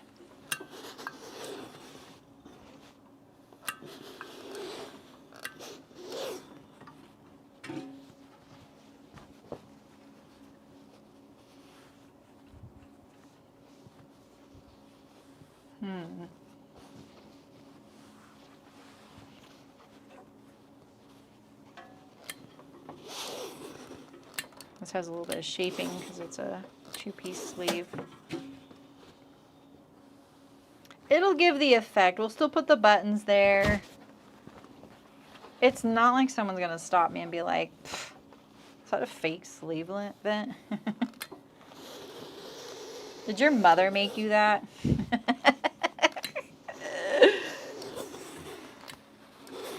Imagine. I'd be like, you better be nice to me. I'm going to get my sewing posse on you. Better be nice to me. I'll get the glue stick out. This one looks pretty good. I think with buttons, we can sell. We can sell it. Okay. It will be fun. That Monica with a rubble boat would be unstoppable for sure. Okay. Underarm seam. Now we have a sleeve. Now we're going to do the underarm seam.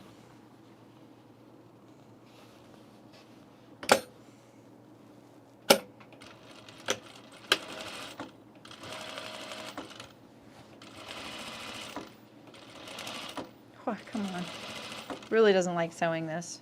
Between the corduroy and the binding, uneven, you know. We just want to get to the collar part, right? We just want to get to the juicy stuff. And now that our sewing drama is out of the way,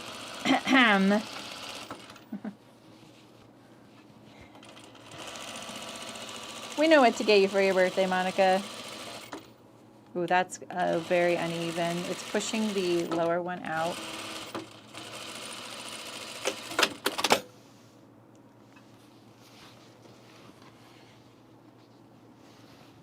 Collar, collar, collar.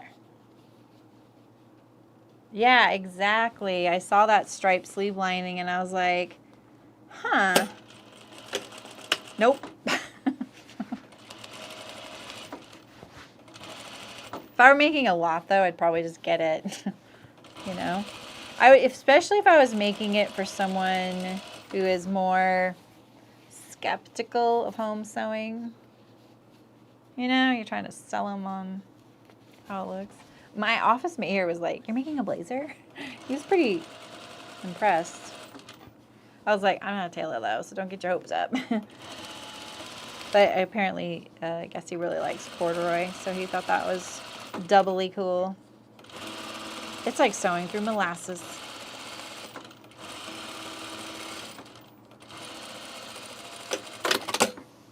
Alright, let's iron one more time. Mainly because we'll probably never see this seam again. This is it. This is it.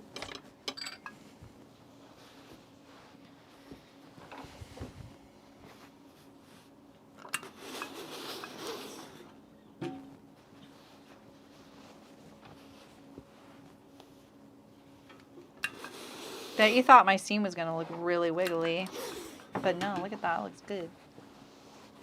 Between the binding being you know, a little wiggly. The whales of the corduroy pushing stuff around. The thickness of the binding, and I didn't put like a hump jumper on. I'm pleased. Actually, I have been pretty consistently ironing it with the nap, like going down the nap.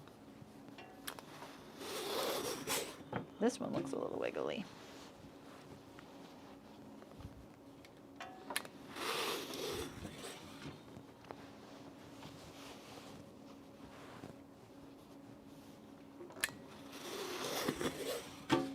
Okay.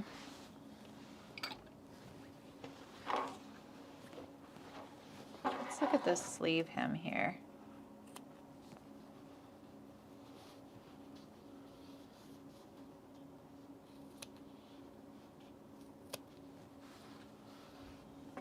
I think I had Hong Kong finish this.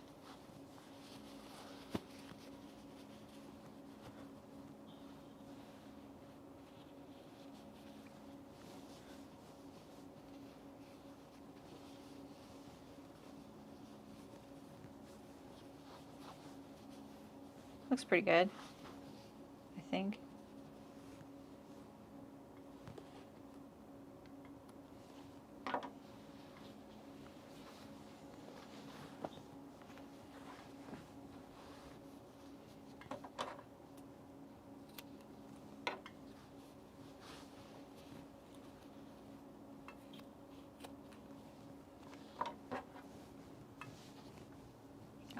I keep putting the sleeve pressing, the salami, in my little trash can cup so that I can't put the trash in there.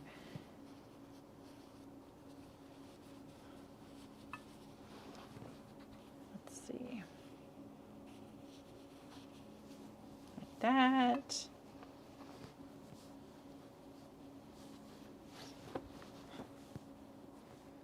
Side looks wider.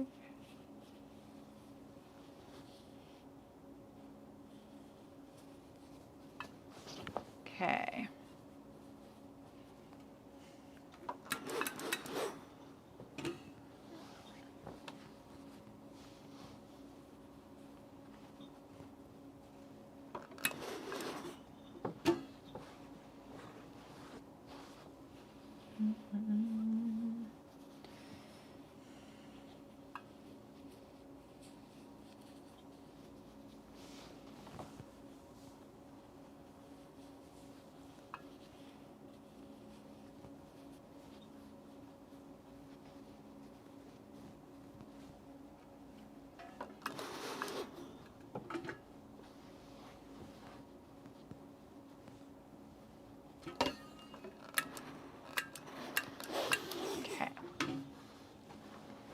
Sleeves. Maybe we should put the collar on before we put the sleeve so it's less to manipulate. Is this too bright? The sun is really pouring in here. Let's use my electric shade because it's so cool.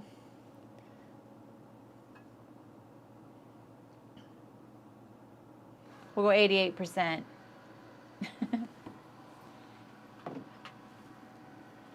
See you, Ray. I don't know if I got to say goodbye.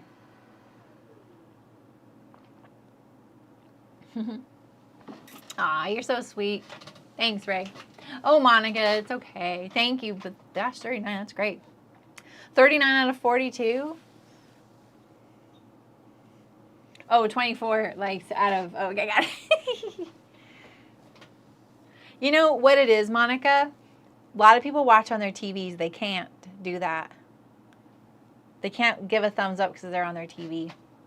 They're probably scared to navigate to that little part for fear of like it sending them somewhere else, and then they would have to find their place in the stream. So that's what I'm gonna assume. There's a lot of people that do watch on a TV, and I just saw a heart, so they're agreeing with me. But I guess if they can heart, maybe it's something. Maybe that they're not those folks. They're like, oh, she sees my hearts. Who's mashing that? That's Julie. Monica. All right, we're gonna sew the top collar. Mine is pieced because of the nap. There was a great discussion. So basically, I wanted the wales to go horizontal along my collar, like all the hearts. And I'm wearing shorts today. You're not supposed to know that.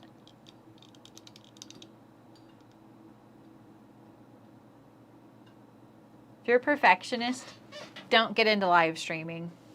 I'm gonna just tell you right now, okay?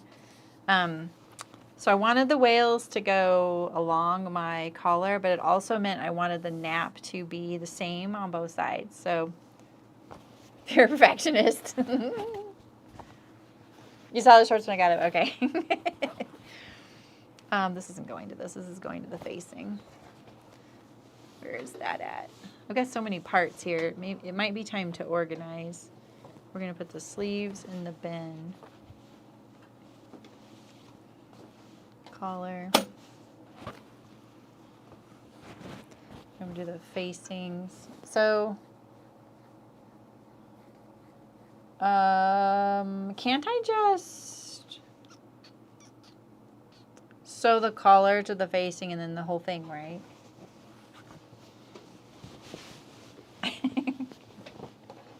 Not supposed to mold up.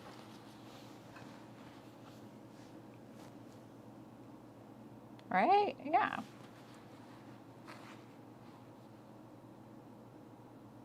What am I missing? That's not right.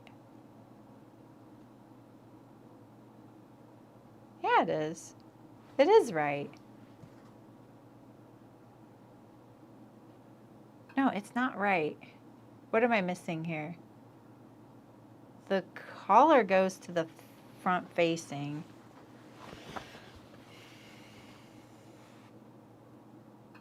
No, it does. Just a second. This goes, yeah, it does, it does, it does. Okay, we're gonna do the facing to the shoulders. But see, there's a jog here.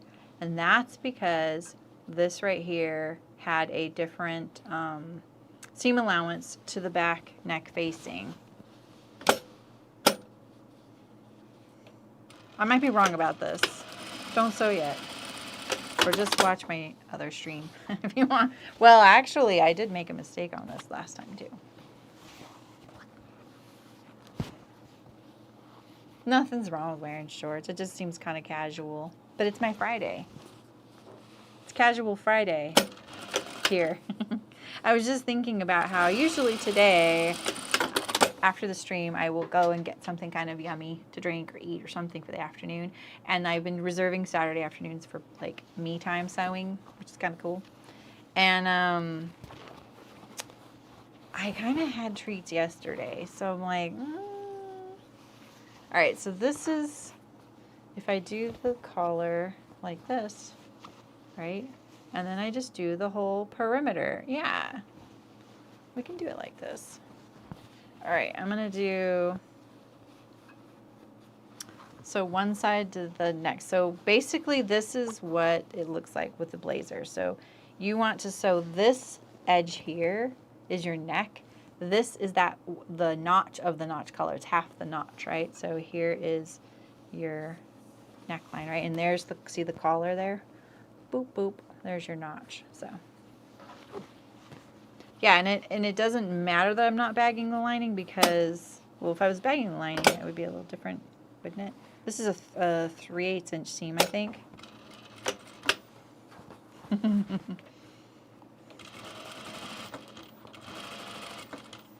I'm going to go from center back to front and then flip it for the other one.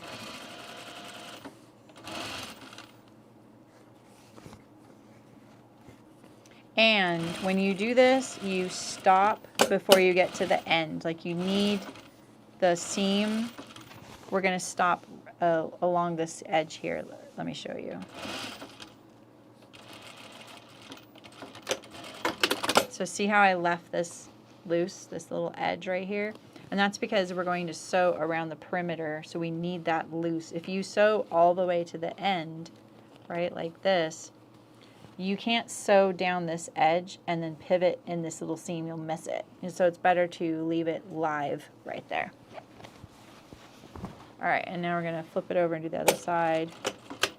Let's hope I can do this side as mediocre as the other side. I can't see my shoulder notch on the collar. Not sure why.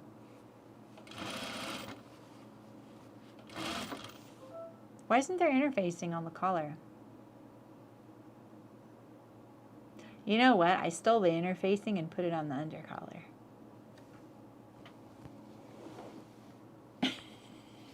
Oops. No, there's interfacing. I'm okay. I added interfacing to the undercollar. That's what it was. I remember that now.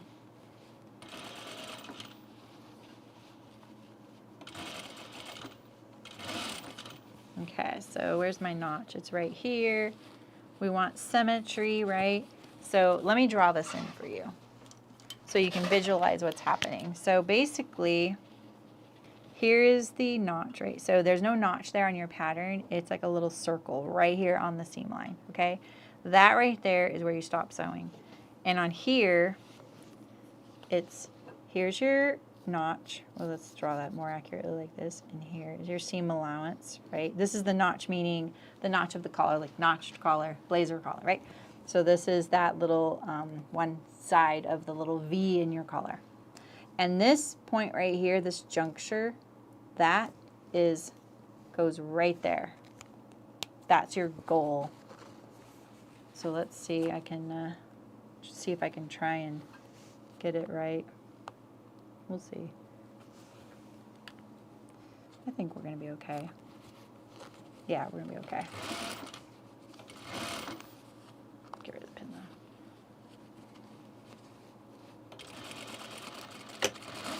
though. Like that. All right. All right, and now we're going to press the seam open. Weirdly, I don't think we clip it. Do we clip it? Wait, I'm clipping it. I'm clipping the neck one at least. Hopefully this isn't a mistake. Sorry, my seam allowance isn't very even. It's the corduroy. It seriously is the corduroy.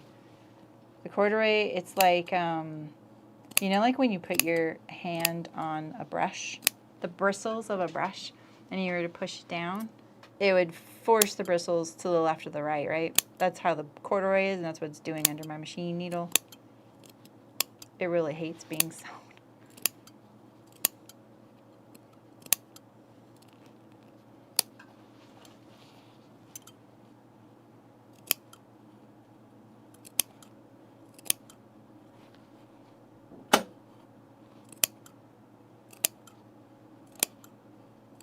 I really want to do that pleated back blazer design that I drafted the other day.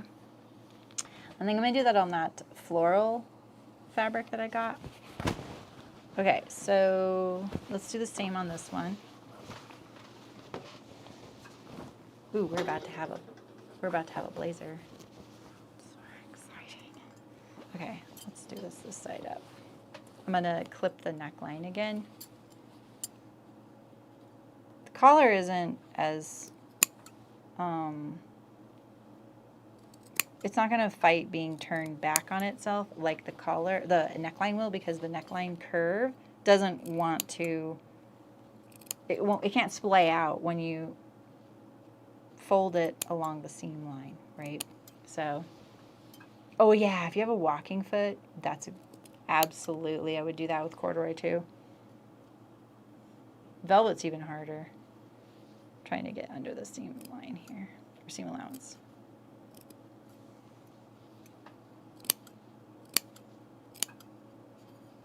This looks kind of terrible, I know.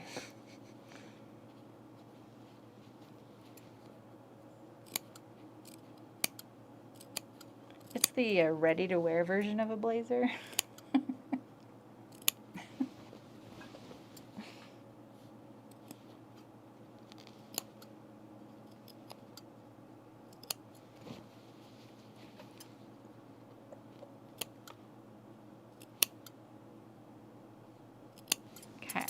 Just go press it open. And yeah, that's what we want.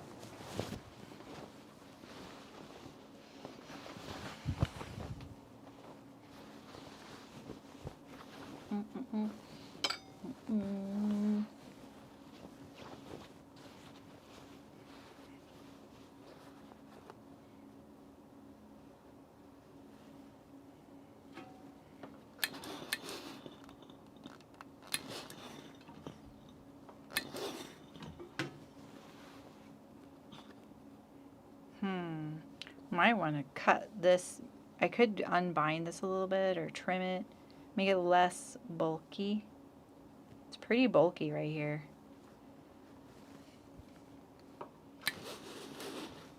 Time for the hammer, right?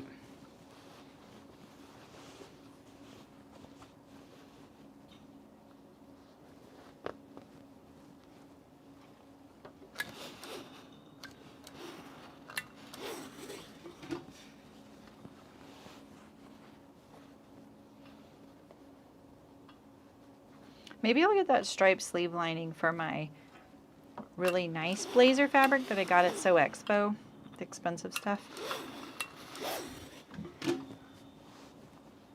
The plaid, navy and green plaid.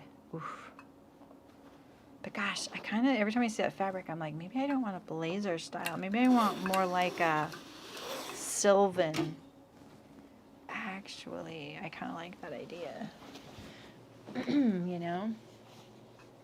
You didn't, I thought you would. I liked doing this with the collar toward me. It was a little easier. See, because this is the convex curve. It doesn't mind folding against itself. But the concave side, on the other hand, no go. You gotta clip it. What do you do here, Terry? Do you do this too? Do you like press this seam open?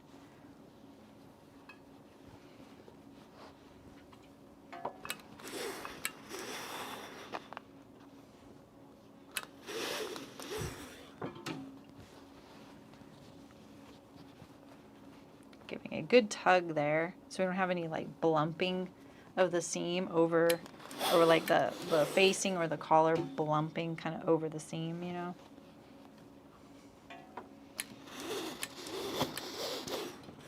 Let's look at it. I didn't look at the other one, but yeah, it looks okay.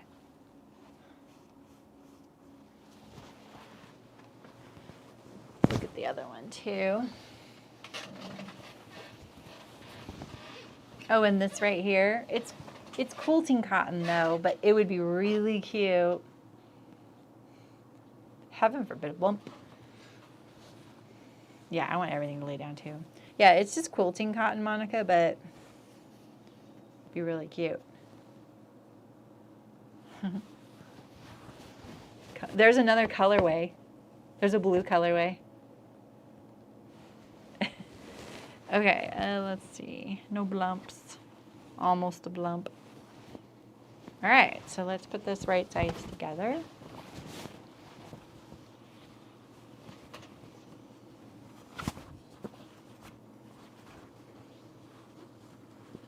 There's our notch.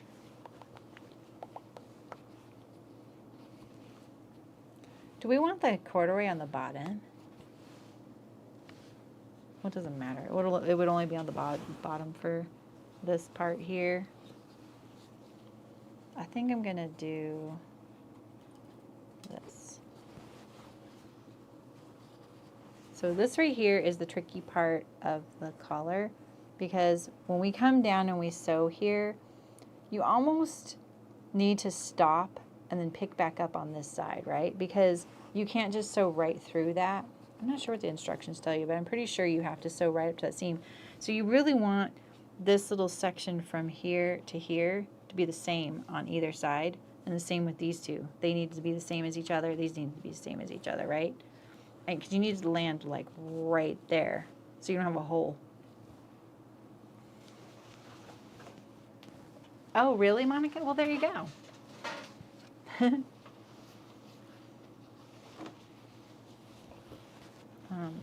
you go.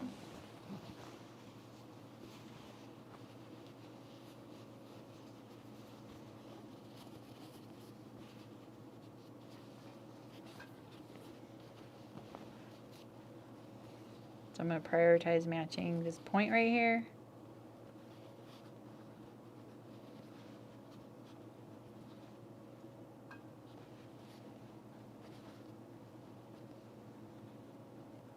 See this seam allowance, how narrow it is right there? That's why it's hanging off over here. It should be larger. Let's just fix it.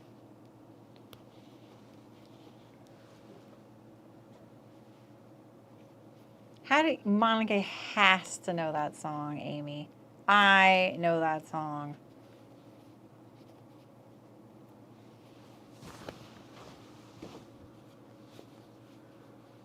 I live in Canada. You can't use that you can't use that excuse for everything. Not for a Simon and Garfunkel song. You 100% know that song. You're the type of person that likes the song Age of Aquarius, which for me is one of the worst songs ever. Sorry. You know that song. Just type it in. I'm out here throwing shade on Monica, the last person I should ever throw shade on. I thought I threaded my needle, but I didn't. That was payback. The sewing fairy is on your side.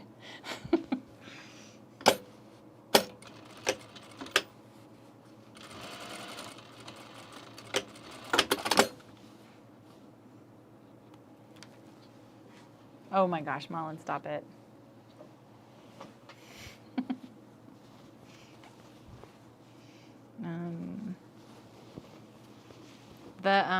Where my office used to be, there was a gal there, and her business name was Age of Aquarius. It was hard. She was really lovely. I had nothing against her. But, yeah. And Michael would sometimes hum it. I just didn't let him come home those nights. Sorry, buddy. Okay, wait. I'm getting lost in the weeds here. Let's get this nice and smooth. Because I didn't flatline the front princess seam so I could hide my pocket in there. We're also getting to the point where, like, we're never going to see that stuff in there again, so I got to make sure it's exactly how I want. Stop it.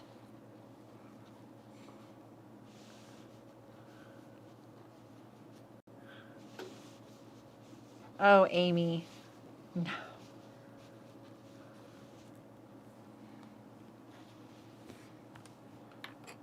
I brought this on myself. Mistakes were made. I need some of this stuff to be gone on my table here. Okay, we can get rid of this. I just don't feel like the screw's taped well enough, though.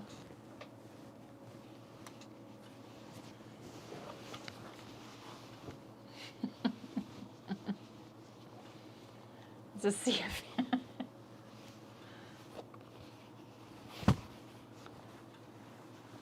Oh, man. Hi, Shem.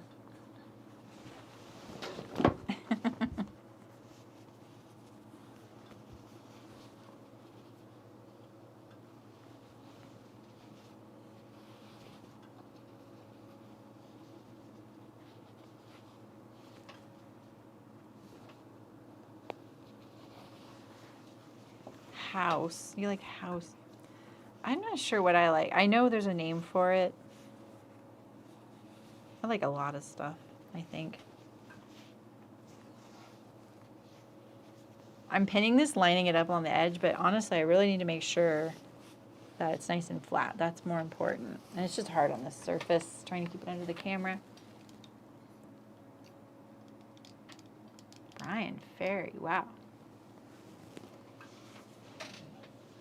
Jump pleats. What's a jump pleat? I don't even know what that is. You're in the wrong place. Someone maybe knows. Here's not me. Okay, so let's get this lined up a little better, like that.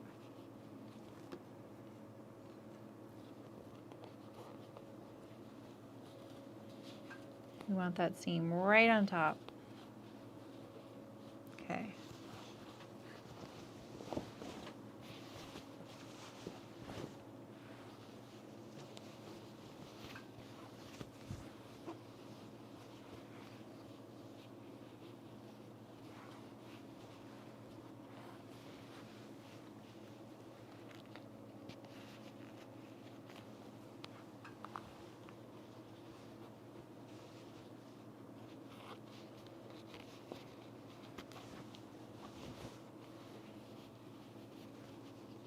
I feel like all the Europeans are just waiting for me to do this collar so they can go to bed.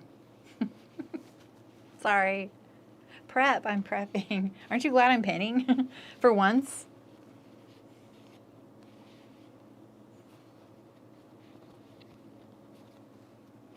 The crazy thing that my under collar is larger than my top collar is really annoying. It should be smaller. All right, so we're gonna sew up from center front up to here and around the collar and then down. Actually, let's try and do it the center back. Ouch. Center back down. Like this. So we're gonna start at center back collar. This particular one has a 3/8 inch seam allowance, which is hard for me to remember.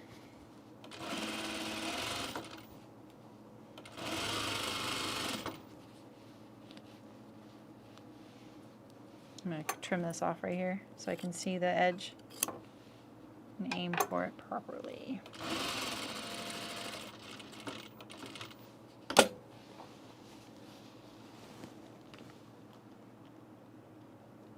Is your last holiday day? You're on holiday? Nice.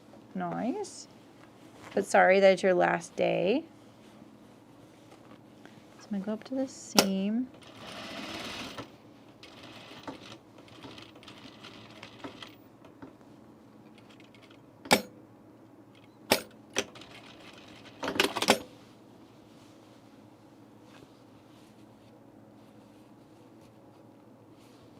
All right, and then I'm going to start from this seam.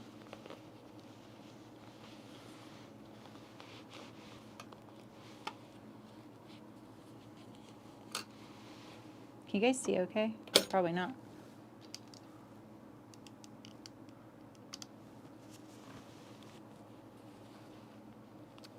That's awesome, Fiona.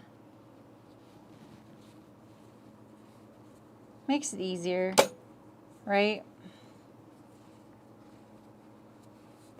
I've been having a lot of fun playing. There's a crease in this. Is it from the interfacing? What the heck? I feel a crease right here, so I'm just going to peel it back because I could. I've been having a lot of fun playing. Remember Guitar Hero? Well, it's kind of back. It's just not called that. It's in Fortnite called Festival. You guys would love it. All this music. It's so many kinds of genres of music. It's really fun. It's a really fun way to relax and hang out and listen to music like in your headphones. And it's just such a variety of music. It's kind of a nice thing to do before bed. Like if you're gonna do anything, it's just great to have just your head full of music. You're just bopping along. It's really fun. I've gotten so many people into it because my friend's into it.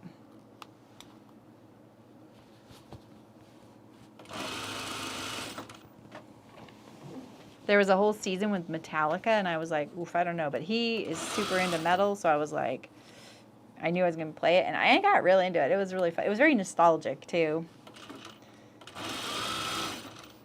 All right, where am I going here? I want to go around the curve.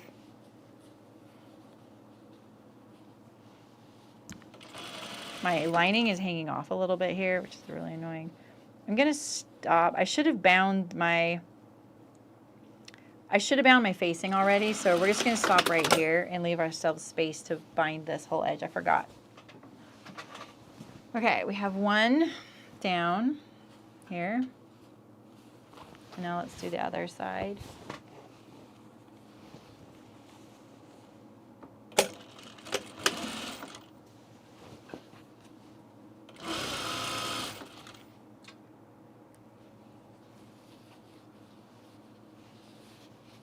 Yeah, it's so fun. You might like it. I don't know if you have Xbox or PlayStation or something, because you don't need the guitar. If you're fancy, you can get it, but it's expensive. We just play on controller. The barrier to entry is super low, and it's all you have to have is a console. and play. Or PC. You can do it on PC. You don't have to have any console. You can just do it on a PC. Today, it's free. It's really fun. Though I think the biggest drawback about it is that you can get tired of whatever songs it is. They change them every week. That's the biggest thing. They want you to buy songs, and they're expensive. So we just play it once a week or so.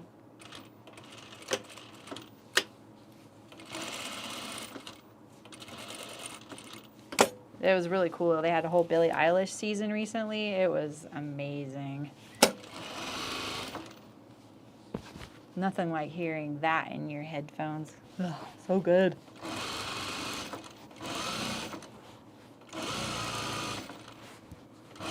Yeah, they even have competitive, like player versus player. So if Alan really gets into it, you know, you could do your family nights where you battle each other and that. It's called like festival stage. You know?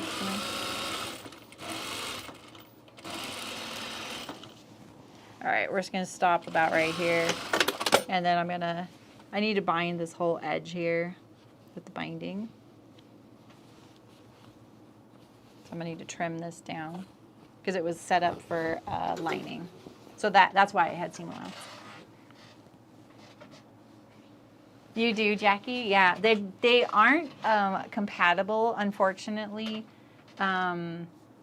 because Fortnite bought Guitar Hero. They bought a Guitar Hero, so that's why it's there. But you can get some sort of guitar. I don't really know much about it. I would never, just because it's kind of expensive and we don't do it that much.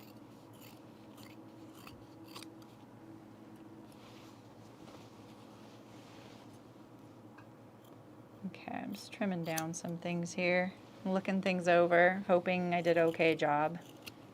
With the corduroy, it just makes me feel so inaccurate. It's so like higgledy-piggledy, you know? All right, so I kind of want to flip. I don't think I need to clip into this. Do I need to clip into this?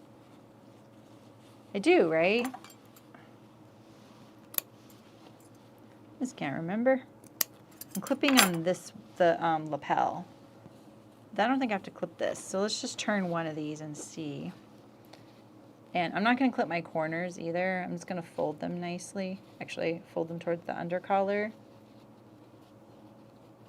I've been having fun doing this lately, where I just fold the seam allowance on a point.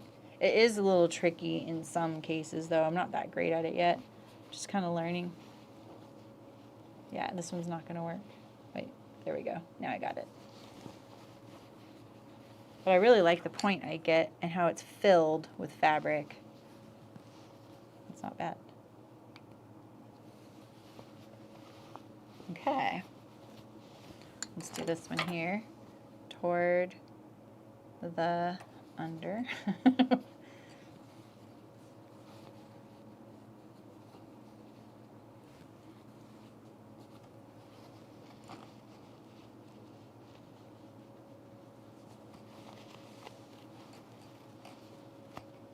Come on, lapel.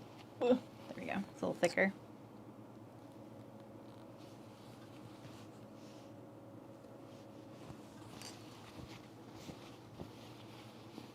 Ooh, that looks pretty good. Yeah. I thought that little strip of blue was like raw edge, but it's not. That looks pretty good. Let's hope the other one looks as good. Okay, this goes this way.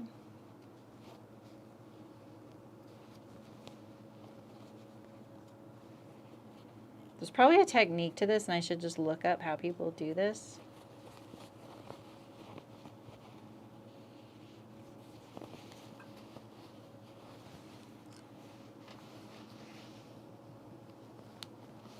Okay, one more moment of truth. What's that little jog there? Is that actually a jog? Nope. Interfacing, do you ever see how interfacing looks like that?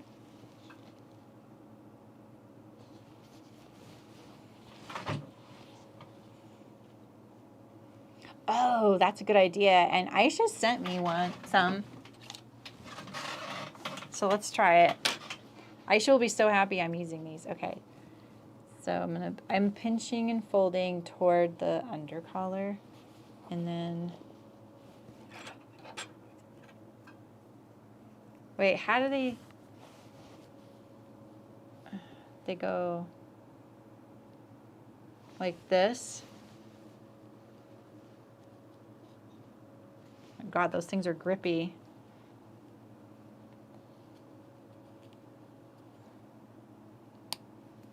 Okay, wait a minute. This is kind of genius.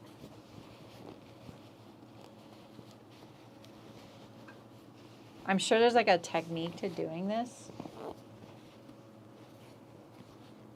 Thank you. That was awesome. That just like, I didn't have to do anything to it. That's perfect. Let's look at this. Okay. For corduroy, I'm pretty happy. What is that? Is that a thread? What are you? Where'd you come from? What are you? Where do you belong? Are you just, oh, you're just like a, oh, you're the back stitch. Okay, that's fine. That's fine.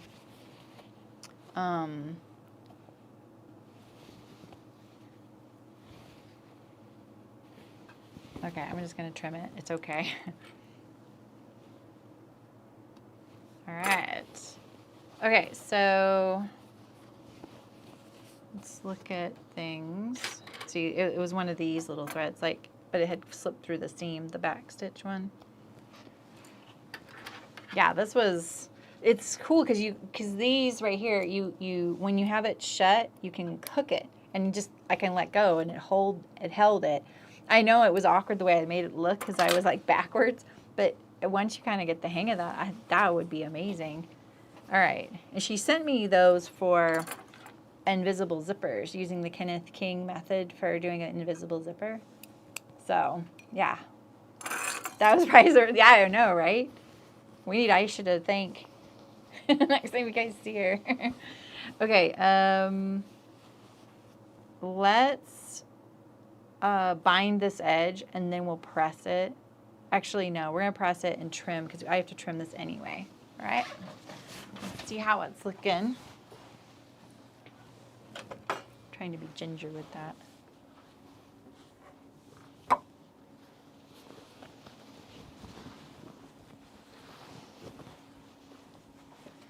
Color City.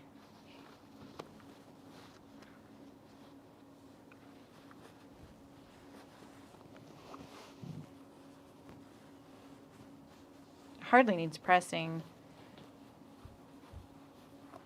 So now, what's the top stitching situation going to be? You know? Top stitching corduroy is always kind of dangerous to me. You know, because like, I should make sure oh, you know what? I'm going to tell you a little secret. When you have a curved front edge like this, it's not as hard to match your center front length. I have a feeling that's why they do it, because right now I need to curve this to be able to press it right to the other side. But what if one of these needs to be lower than the other one? Lower, just in general, to match the other one, right? And I've clipped it, right? So, but when it's curved, it kind of hides that. Okay. Today's my sweeping day anyway. All right. So I'm going to press this seam that way. I can't see chat, sorry. I should I'll bring my phone over and put it so I can see chat.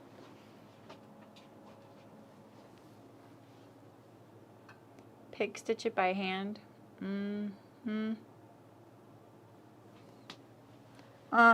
Wait. There's a thread across my leg. Okay.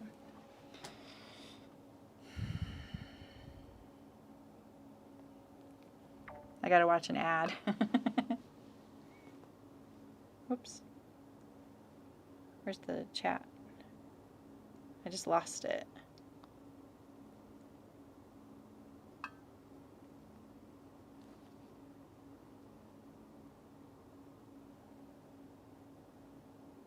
There we go. Of course you do. That would look cool on corduroy though. I agree with that.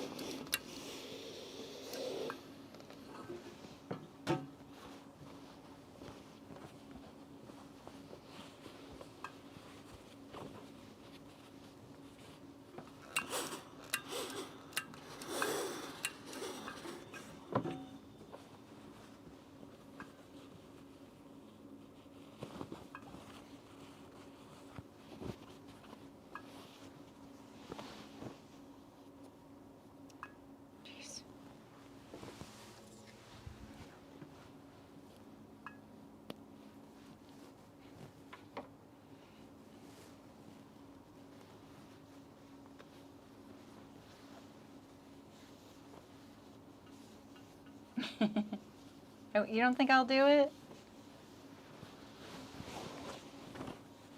I don't know how. I'm not a very good hand stitcher, you know? It would look really cute though on here. I agree.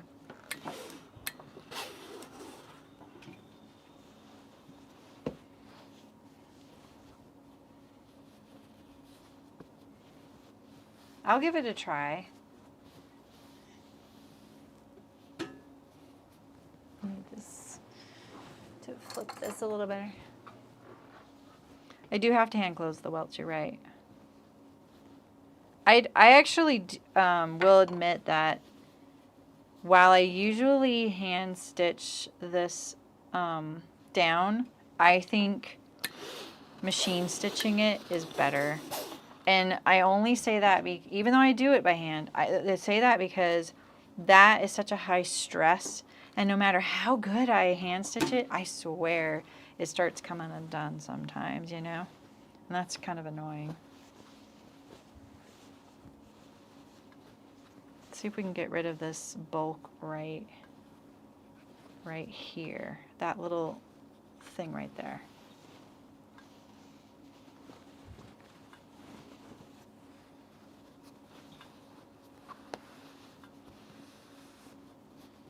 Mash, mash, mash. Oh, I have something to run by you guys. You know how I iron on interfacing using steam? And we've all seen in the instructions not to do that, right? But I swear to you, it didn't work any other way except to steam it. We used hot heat and steam. All right, so now I feel like a lot of the glues in the world, even things not even related to sewing, something changed with glues. I don't know what it is, if it was a regulation. I don't know if something, you know, global warming changed the plant they use. I don't know. I don't know what it is. Manufacturing, I don't know what it is. But glues have changed. Interfacing has changed. It's not as good as it used to be. Whoops, I haven't pressed this. And I buy interfacing by the bolt. I bought some Profuse from Waywack the other day to try it out, only to discover that I think I've already done this. But where I'm getting at is that it's in all caps in bold, not to steam. Do you think now I should maybe start trying to not steam it? I mean, it says not to. It says no steam on the directions, because I'm finding that things bubble anyway. Yeah, tomorrow 8 a.m. social. See you, Monica. Have a good one. Yeah, you're on all day tomorrow. Tomorrow is the all day one then, or it's just at 8.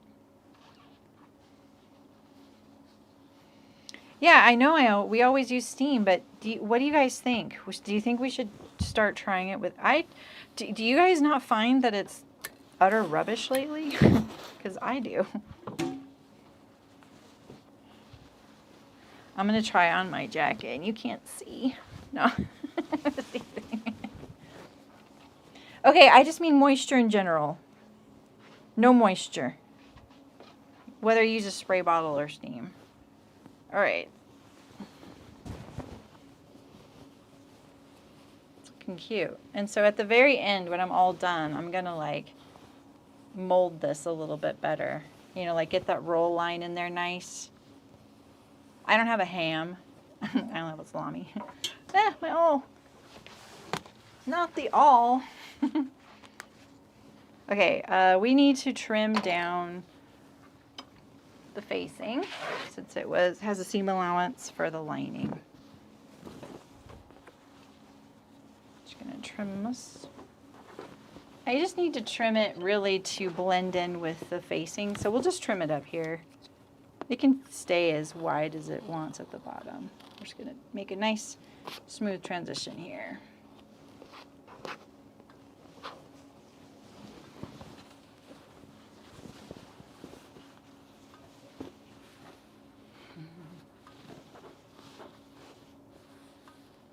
Yeah, it does. It looks like, it only works with steam now, but you're right, that steam used to ruin it. Yeah. See, that's what I'm wondering now is now I'm like, maybe I need to revert to the way they, I don't know. I'm grasping, you guys. I don't trust anything. I just don't trust anything. And I hate not trusting things. You know, we put a lot of effort into it. All right, we need to bind this edge. And we need to bind the hem edge too. Home stretch.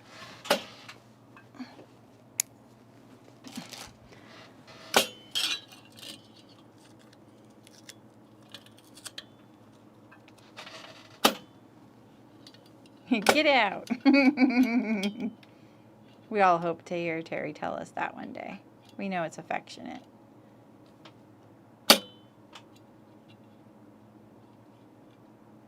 Close and over.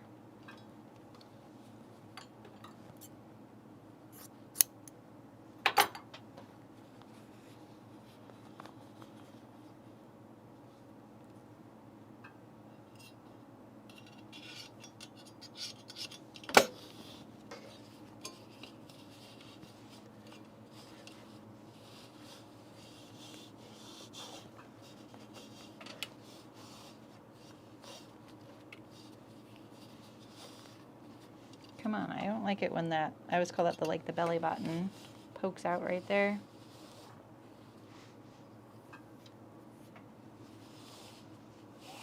Too much waste.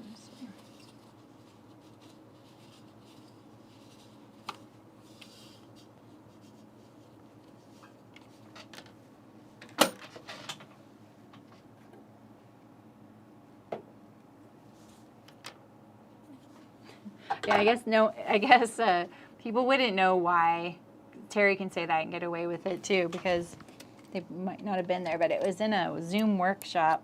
She thought she was muted. And all of a sudden she said, "Get out."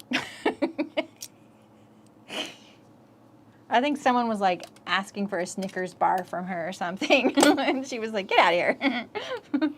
Just stop bugging me. It was hilarious.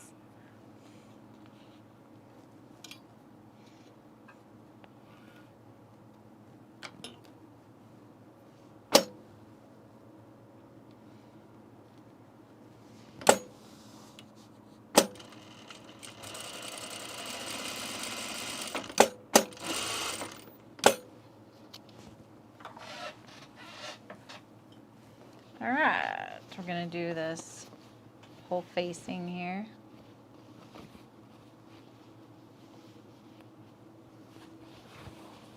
I don't really know what my plan is with the hem yet.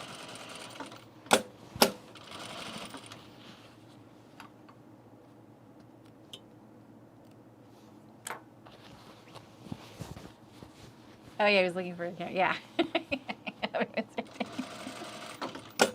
I knew it was like a candy bar. I just wasn't sure what. It was so funny. I have a friend that every time this time of year, like the day after Halloween, she'll even send me a message, you know, Saremy, Halloween candy's 50% off now. She gets so excited.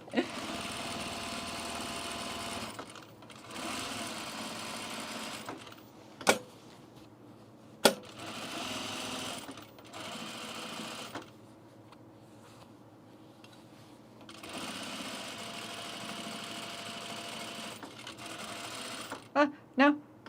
Stop it.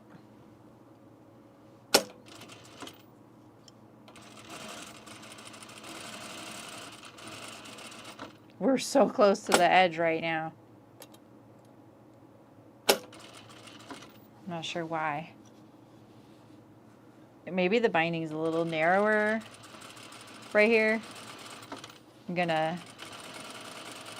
kind of baby it a little bit. It's so close to the edge.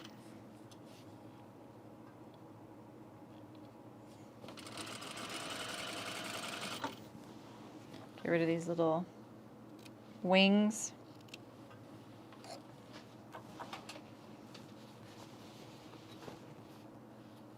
We don't forget anything, I know. I do. I will admit, I am, sometimes that you guys will be teasing me about like, oh God, what did I do? I don't remember, but.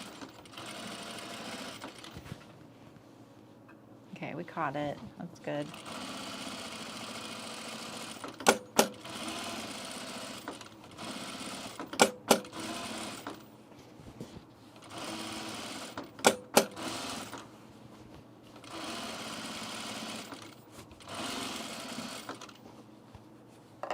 I don't really like, you know, like this, I know I could just like include that in there. But sometimes it does like poke out from the seam, you know. I don't really want to deal with it later. I'm already dealing with this little folded edge. It must be this binding because it's never been this bad. This binding is a tiny bit lighter than some quilting cottons. In a good way, it's really nice. It's not like the lawn style, but I had one little spot right here that I'll fix later. It looks so good on the other side. So nice. Okay, so from this point where we're at, I'll just tell you all the things that are left. We need to attach the sleeves. We have the hems. Those are kind of the big construction-y type things. After that, it's fussing with finishing. So you want to stitch in the ditch to catch both layers of your collar, because right now, see, they can do this, right? And then I would also secure my shoulder pads in and my facing to the shoulders here. So there's that. Once we had the shoulder pads in there, do that over that. And just any other little like pressing things, buttons, buttonholes. I didn't obviously do bound buttonholes on this jacket. I just didn't want to. Like with the corduroy, I just wasn't sure what to expect. So I think I might, should I Hong Kong finish the hem or bind it? Binding it actually could work. It's a little thick here is what I'm worried about. I think I'll have to Hong Kong finish that. So let's just do that now while we're here. We have cream thread on. Night Mullen. Sleep well. Hey, Barbara.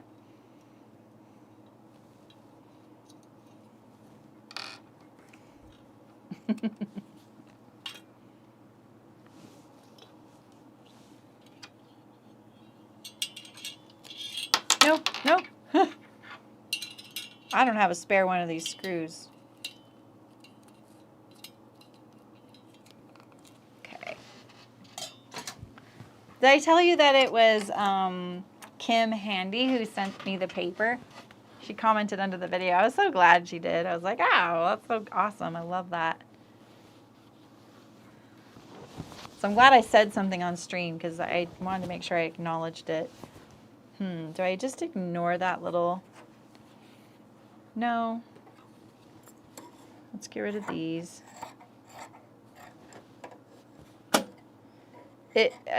Someone in the audience is probably screaming, aren't you going to check your center front legs? And I kind of will, but like I said, the rounded edge makes it a little more forgiving, but we'll look at it. We'll see. If it's an inch off, then yeah, we're screwed. So let's just line it up roughly here.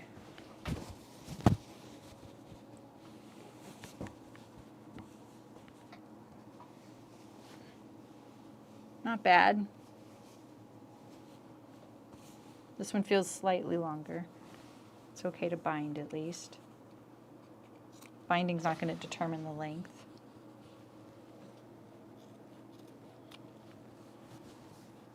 Oh, here's another. I should probably check the pattern since I have. That's probably the corduroy though, don't you think? We'll take it, exactly. On a curve, yeah, we will absolutely take it. You could spend a lot of time trying to fuss with that and then get hardly anywhere, you know?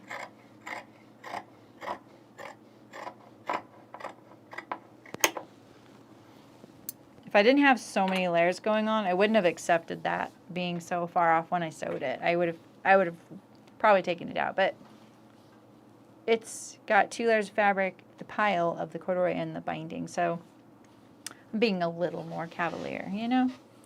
Let's get rid of this here. That is just the seam I'm going to sew.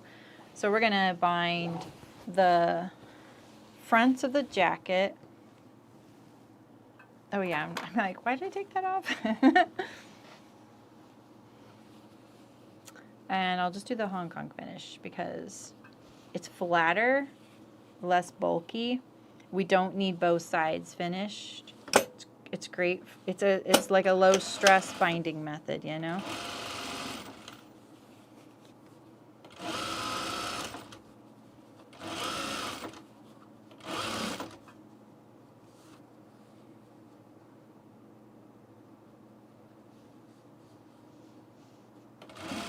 Hardly look at the camera. I never look at the face cam because I don't really care, but I do like it to be somewhat centered.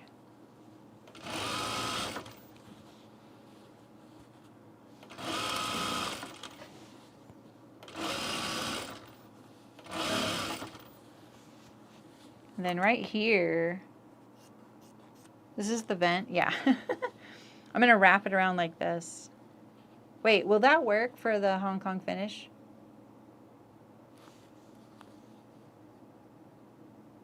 I think that'll still work.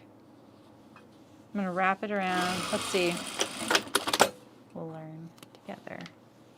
We'll go like this, and we wrap it around. Yeah, that's okay. Maybe with the vent, you would want a cleaner look there. Maybe we could do that. Actually, oh, we're gonna hem it up. Yeah, that works. Okay. Okay. It's good to remember what you're actually doing sometimes, you know? All right, let's do this side here.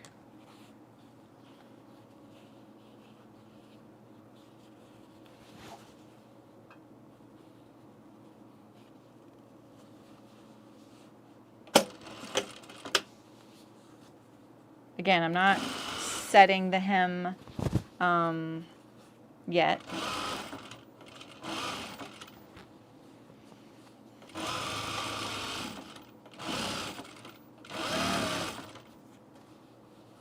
Just making sure those seams are pressed open.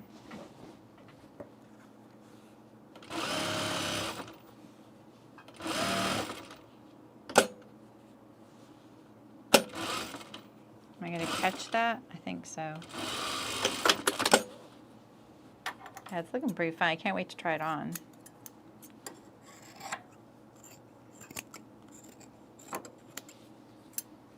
All right.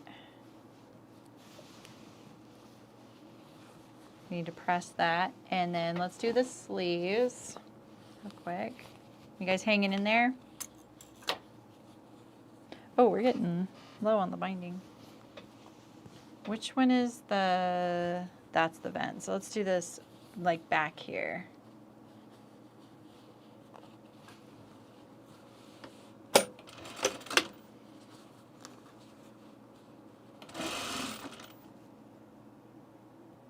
No. This kind of ruins my whole fake, yeah, right? Huh. Well, when it's turned up, we can still encourage it. Because remember, I'm trying to make it look a little more like little fake at the fake vent. I'm about to mash it open. Maybe we could kind of encourage that little pleat edge. I don't know. Let's see. Let's get there.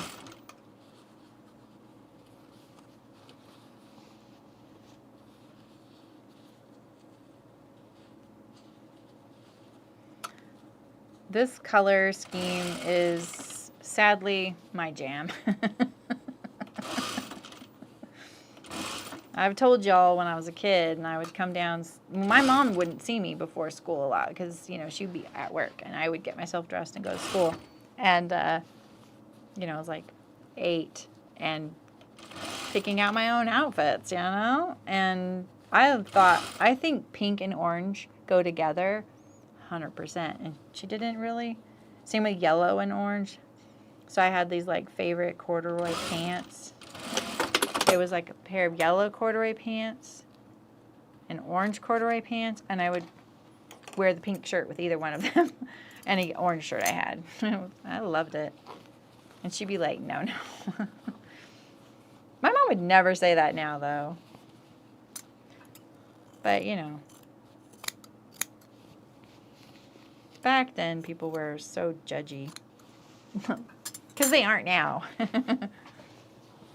All right, we have this one. And we have this one.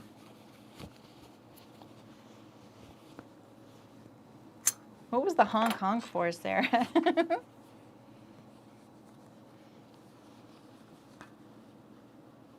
to get that out of there.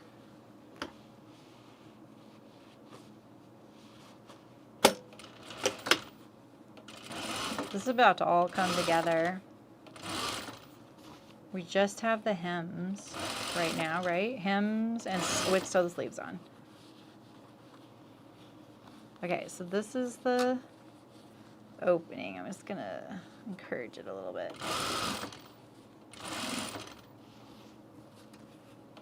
If that's a mistake, we can fix it later. It's an experiment.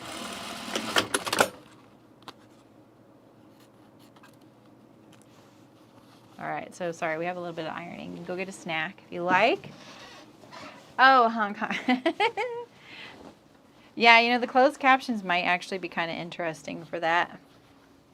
It's the only customer I have that asks me to review the captions is Casmerette, and they are so right for that because there is some crazy stuff that it thinks I'm saying. And because they use street names from Boston, also that could be a thing for the closed captions to struggle with, you know?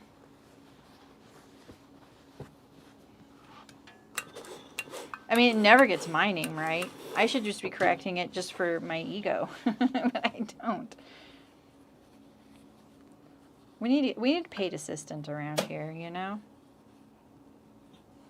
We really do.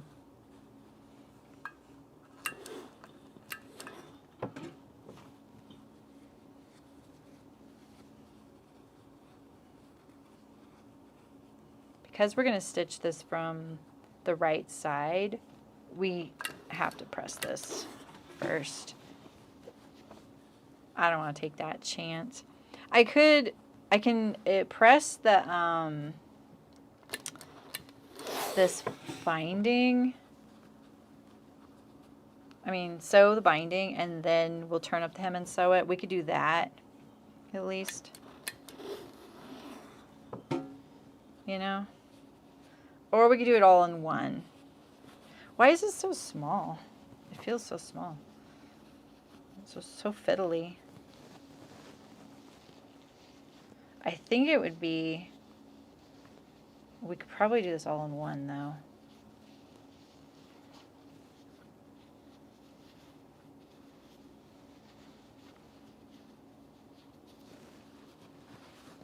But see, again, here we are at that vent. I don't know, guys. The vent thing is our tragedy this time around.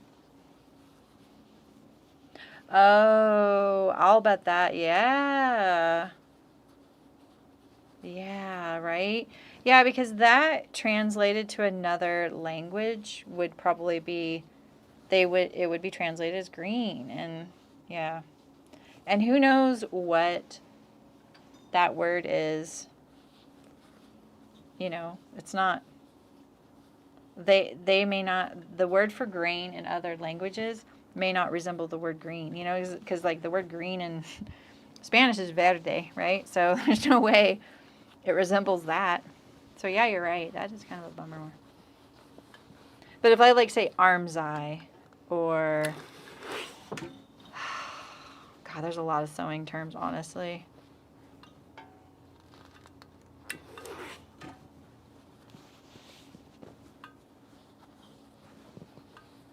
I think it's interesting that when it says, when I say Hong Kong, occasionally it will capitalize the word Hong, but not Kong.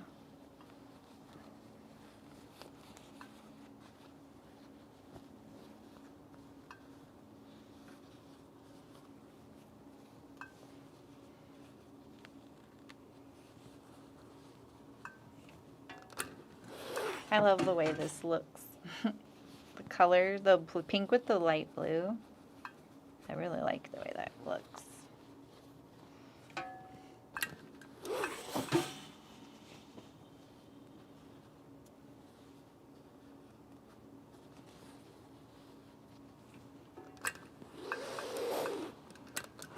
Okay. And then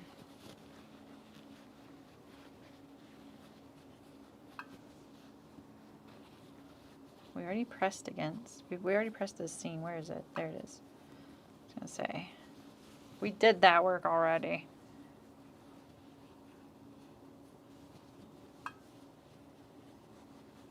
This is fussy.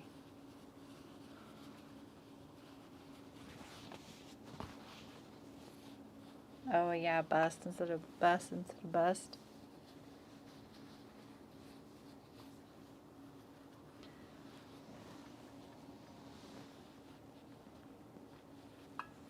Yeah, I really hate it when they don't have closed captions enabled.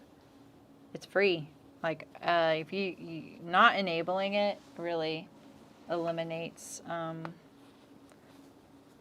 lot of people. And it's not only accessibility. It is also because of that. Because people are like, oh, I'm in the waiting room at the dentist. You know? This feels smaller around. I don't know if I'm folding it in the wrong place. Kind of.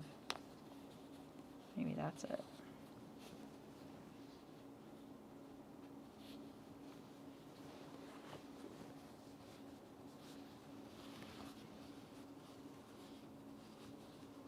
Okay, there. That righted it. Okay, let's get this. Maybe I should just stitch this down. I just didn't want 2 rows of stitches in my bias here, you know? But it's not staying cinched up.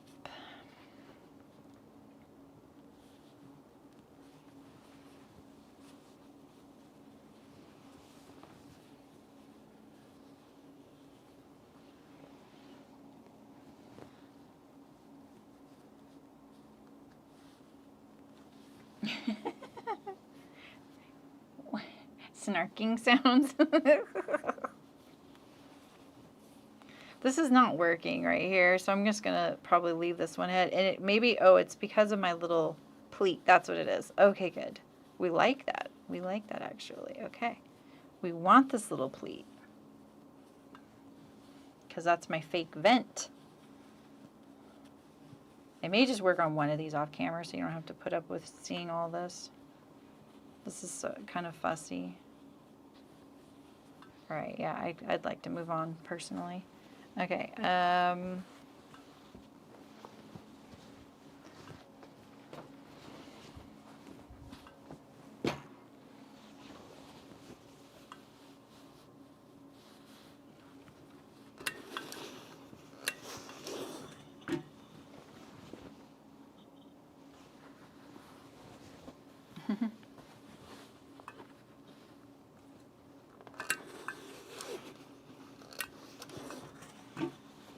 Is anyone doing, like, in Halloween costume land? Like, are you making costumes for Halloween? And are you thinking about it? I really didn't like it when my daughter would change her mind right before. So I tried to wait till the last second, even though waiting till the last second is the worst. Working in a fabric store during Halloween is the worst too. Because you have a lot of people that really don't know how long it might take. You know, like people that don't sew as often, and you want to help them, and it's just so hard because they're like, wait, I thought this was going to be cheaper to do. And it's not.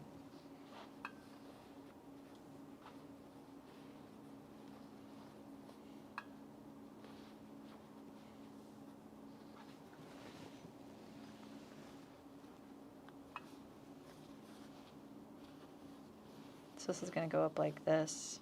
This is the vent. I think that looks nice.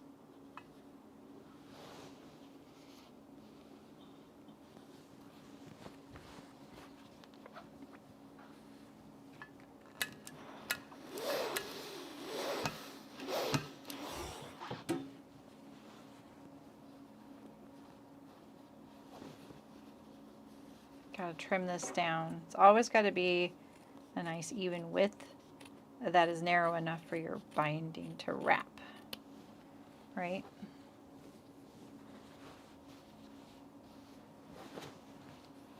Yeah, I'm hoping it actually looks like that, Terry, when I'm done, because that's the vent. You know, maybe the envelope fold's not the right thing. Okay, and then when this is full, it'll look like this right here. Like that. Hubba hubba. All right. Did we press this side already? We didn't. Thought we did. We didn't press it up. That's what it is.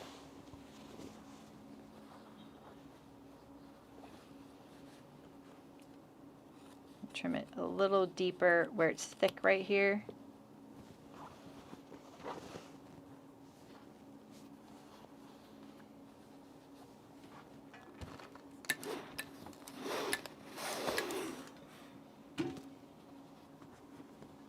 And right here too.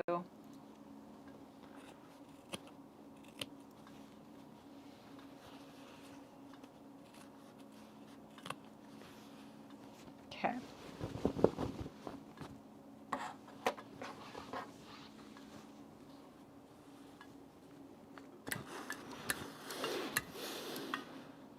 Why is this so shallow right here?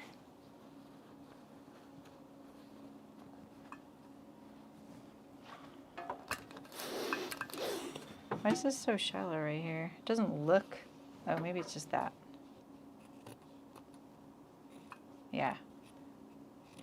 It's this little bit of the lining, and it was folding under, so it was very deceptive.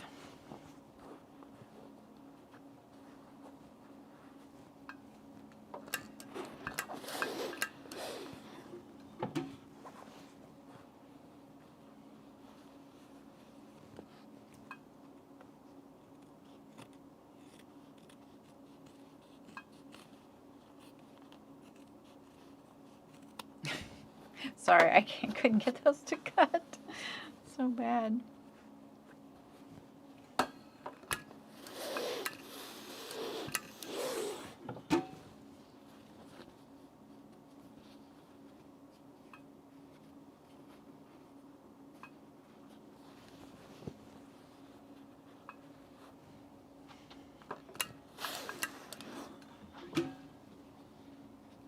Okay, the key with these little envelope folding things is not tighter, it's looser. So when you do this first little fold, your instinct is to pull really hard against this corner over here, but that'll make a dimple. So what I found is if I fold it a little higher, when it's a really thick thing, the fold needs to be further away than the edge, because then there's room for it to wrap. See that? Hopefully you can see it. I can't look at the camera. Night, Fiona. Sleep well. I'm sorry we did the laundry because I had changed the sheets. Oh, I love that, Sylvia. My favorite too. I already told myself I'm changing the sheets this weekend. All right, I think I'm gonna pre-sew this, so I don't have to worry about it. Gosh, this is barely catching right there.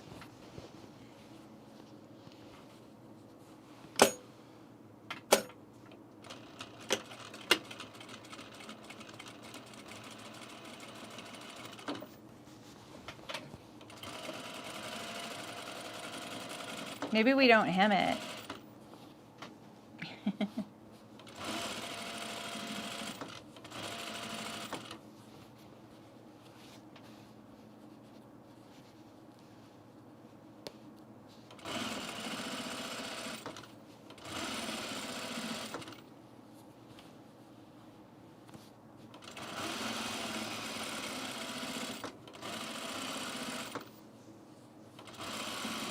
Oops, oh my gosh. I went onto the jacket. Okay, did we catch it all? Oh, I got that right there. Okay, good. And then let's do the side.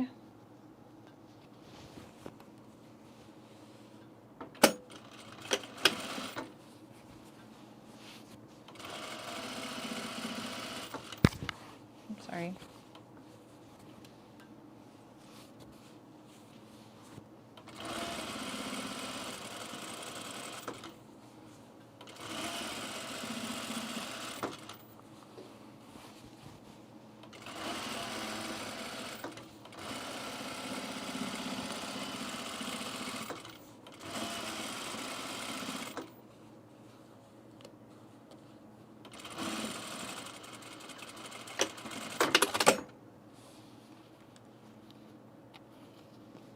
Get rid of this. That looks pretty good. That's the vent, but I mean, look, maybe I should leave it unhemmed. I'm just saying, look at that. It looks really cute. All right, let's finish these front facings, since that's pretty easy to do. We should have done it already.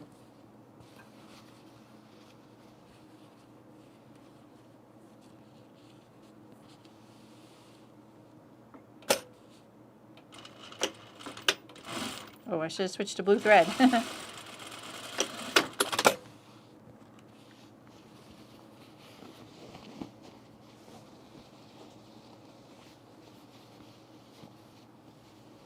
That's how it'll be right there at the center front, like that. Very cute, very cute. Oh yeah, oh yeah. Okay, let's do this side.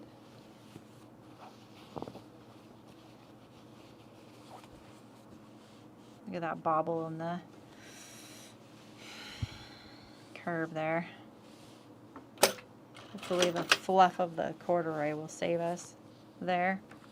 We can trim this off.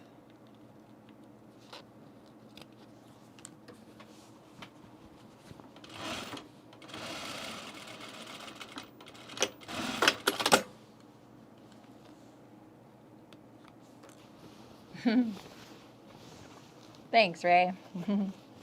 Yeah, I think the only issue with leaving it unhemmed is that it's already turned up at the front, you know? So I kind of got to hem it, but, you know, we can enjoy it ourselves.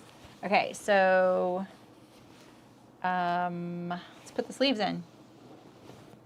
I have a blazer. The sleeves are just, like, moving everywhere right now. Where are they? This is the two sleeves. All right, let's move this binding out of the way. Clear the decks, right? Change to blue thread too. Although, let me just finish those sleeve hems real quick. Well, just the bias, and then I'll fuss with the sleeve hem later. But I'm just gonna secure the bias because it's being so fiddly.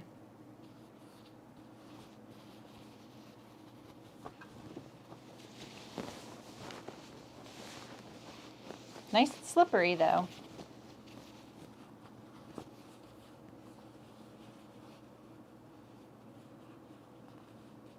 this right here.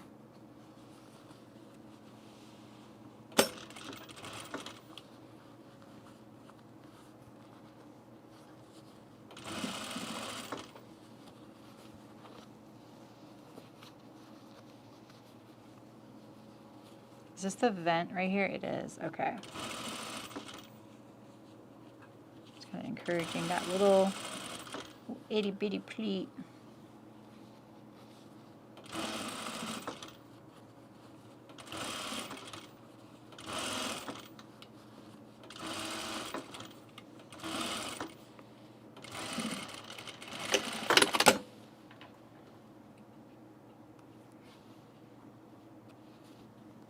Okay.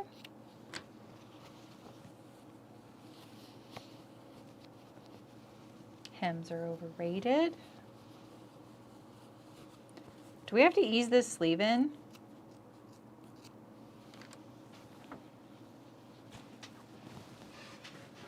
Would you like the sleeve? Oh, I just used some Bimberg and I just flatlined it. It's similar. I think it's Bimberg. It's something similar that I just had in my stash. Someone gave me a huge amount of it. I think it must have been for some like event or something that she was a part of. I don't know what it was used for, but it was never, it was still like brand new. It was older though. So I used it to line the sleeves of my last Auburn.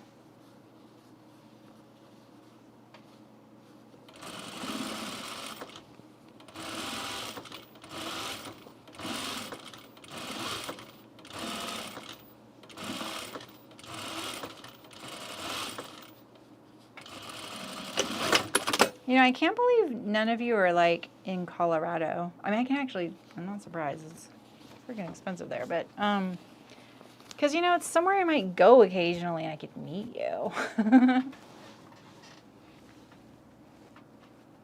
know, have a good pattern for the boiled wool. There's no ease in the sleeve. Oh, in general? Interesting. Well, let's see. I don't remember how this one was. Let's just trim this flush. Oh, we still got to bind the sleeves. Okay, this is the... Which one's the front? Which one's the back? This is the front, and I'm assuming that's the back, right? Yeah. Oh, yeah, because it's the two-piece. Okay, so... There's a notch right there.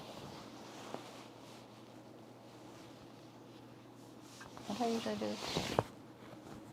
Oh, okay, Sarah. Well, maybe we could coordinate.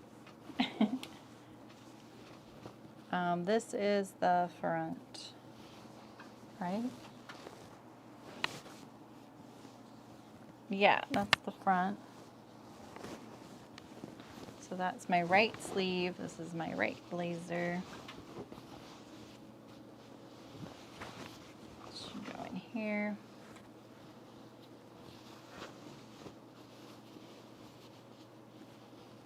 This is my shoulder. So it goes like this, right? Here and here.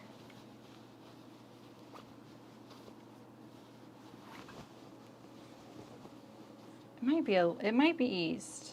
I think that's eased. This is the side seam. Where are the notches on this dang thing? Like, how did I lose so many notches? I should have only lost the binding notches. I just need, like, not you. Not you, or you. Oh, come on. Here's a sleeve, right? Pretty sure this is, facings everywhere. Little hem facings. Pocket. My goodness. Come on. Collar. Yoke. Sleeve, sleeve, sleeve, sleeve. Here we go.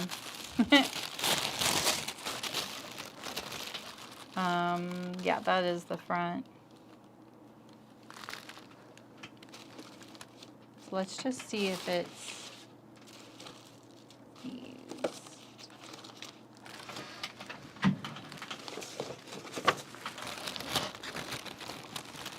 Okay. Yep.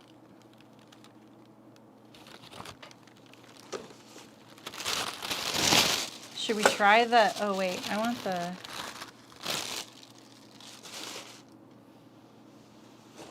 I just want to know where that lines up, that's all. Okay, so let's line this up here. Let's do the easing stitch first. Do I use my shearing foot?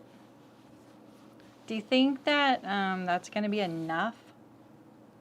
I don't think with the corduroy I'm going to take a chance on it.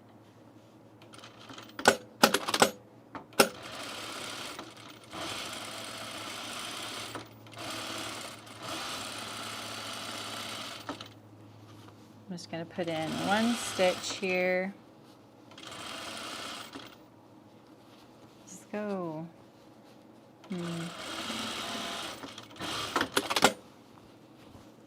And then, where's my other sleeve?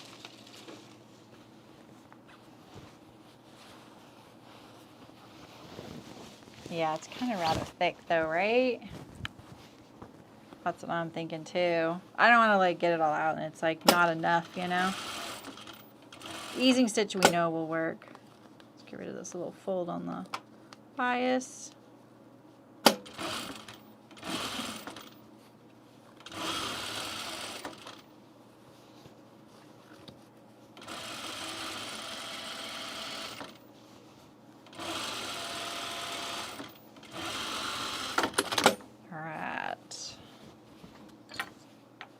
Do that one first.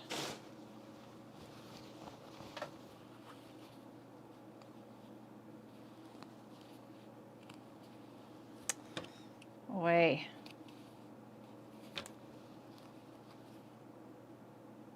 Give me something to pull. There we go. I don't do 2 rows because it's not gathers.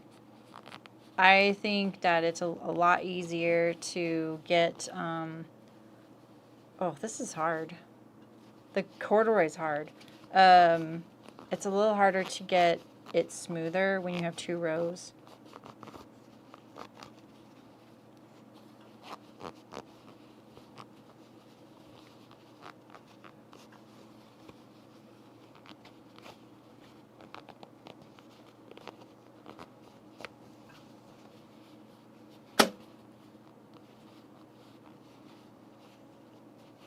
Oh, yeah, I totally agree, Katie. Thanks. Flat lining. Anytime you're like kind of facing the fabric, but you're not like sewing it clean finish like lining, it's flat lining. Yeah, it is fun to look at, even if I'm the only one that gets to see it, right? Worth it. And I agree. I didn't want to interface the blazer, and I didn't want to lose the structure of it, you know? So I was thinking, I knew this would be a problem going through the seam. I don't know why I did that. That's why I was like, oh, maybe I'll do that. Okay, so we're just going to suffer through doing it all from one side here.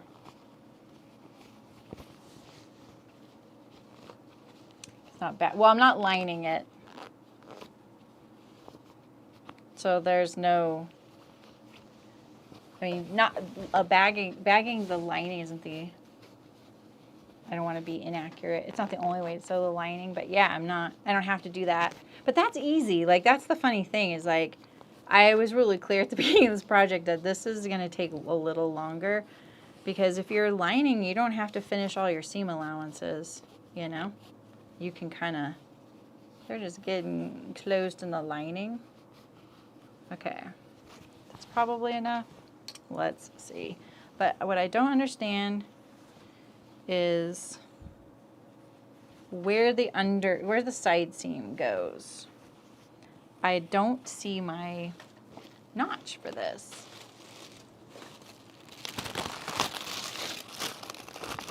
And you know what? I think it's because it was right here. Yep, there it is. It was folded back. It's right here. We're just going to draw this in for future Saremy. It was folded back and I couldn't see that this is a triangle notch right here, so.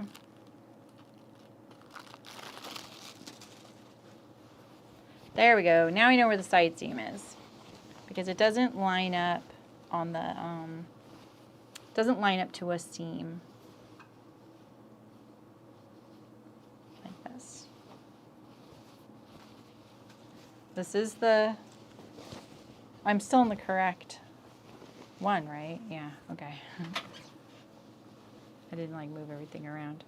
Oh my goodness, I've lost again. Okay, where's my cap notch? Here it is. It is the tiniest thing ever.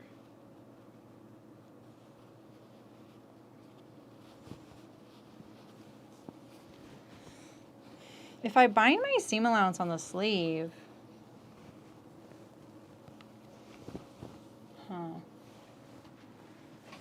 yeah, right, Katie? I totally agree. What is flat lining? Flat lining is this. So I just took a piece of fabric and cut it exactly the same as the outer pieces, and then I put them wrong sides together and just treat it as one piece. So it's like it's one piece of fabric. It's just flat lined. And then that means I still have like seam allowances here that I had to finish, and I decided to bind them. You could overlock it, right? You could flat fell it, you could French seam it. The only seam I didn't do that was this the princess seam in the front, because I really wanted to hide my pocket behind there, which you can't see now. I can't even show you because it's all enclosed. So yeah.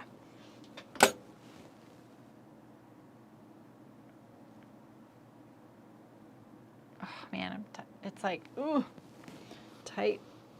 The angle of looking at the computer is always hard. All right, where is my notch that I looked for? It's this one here. Pretty sure it goes, oh, does it go, wait a minute. Yeah. Here it is, right here. It goes here. Let's see. Yeah, no problem.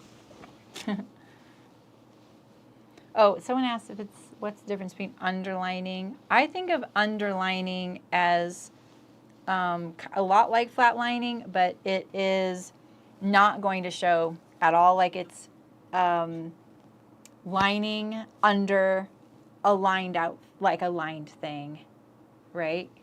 So if I had lined this jacket on top of this, I would consider that underlining. And I could be technically a little bit off about that. I'm trying to think of something I've underlined to understand where I'm going with that. All right, this seam goes here, right? Right? This seam goes here. Let's hope. It looks like it does. Yeah, I felt like at first I was cheating with that, Ray, but then I was like, heck no. This is just smart. And when you're doing any kind of order of operations for something, the order is you need to make your pieces whole, right? So your front and your side front need to be sewn together. Now you have a front and it's whole, right? And then you add your pocket to that. That makes it whole, right? So you don't, and then you assemble your garment, right? So.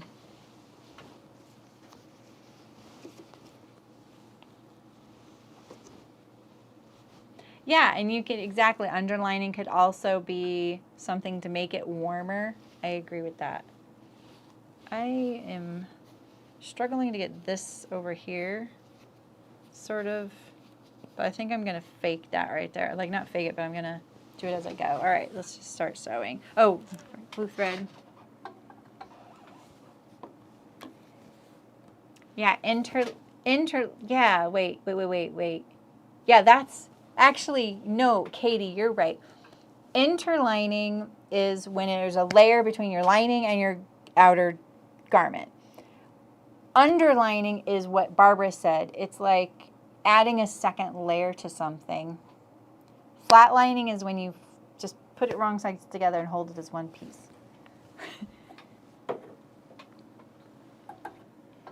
I sometimes, like, I know people get frustrated with people like me, any kind of YouTuber, right? The second that some YouTuber says something kind of wrong or something they don't agree with, they're like, ugh, they just don't know anything. I can't trust anything this person says. I totally get it, because I feel that way too, especially when you're looking for information. And you want to be able to trust someone.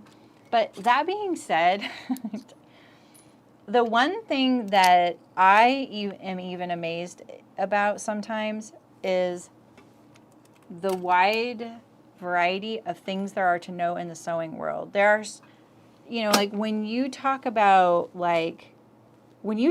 restaurants, you don't think of a Mexican restaurant, a fast food restaurant, a high-class Japanese restaurant, or a taco truck as the exact same food source, right? You think of those as all different expertise in what they're doing, and that's how sewing is, right? You just have lots of different things, and I don't mean that as a class or level. I mean that as genres. So I can't know it all, and I don't know it all, and I love that I don't know it all, because I'm still learning stuff, and that's what I love about it. I just think it's so cool how much there is to know, and when someone expects me to know everything, I'm like, dude, I don't know. I really don't know. I have to think about it. It's just maybe like something I've touched on like once in my life. And in the sewing world, I think of it as like, if someone were to come in here and expect me to know everything about couture sewing, tailoring, streetwear, knits, wovens, wedding dresses, formal wear, sewing stuff in the outdoor industry, which has its own genres, because let me tell you, there's some snobbery in there. I can't know it all. I'm just a very curious person, and I've worked for lots of different types of people, so I have a little bit of everything, and certain things I'm better at than others. So take what I say with, that's a good starting point.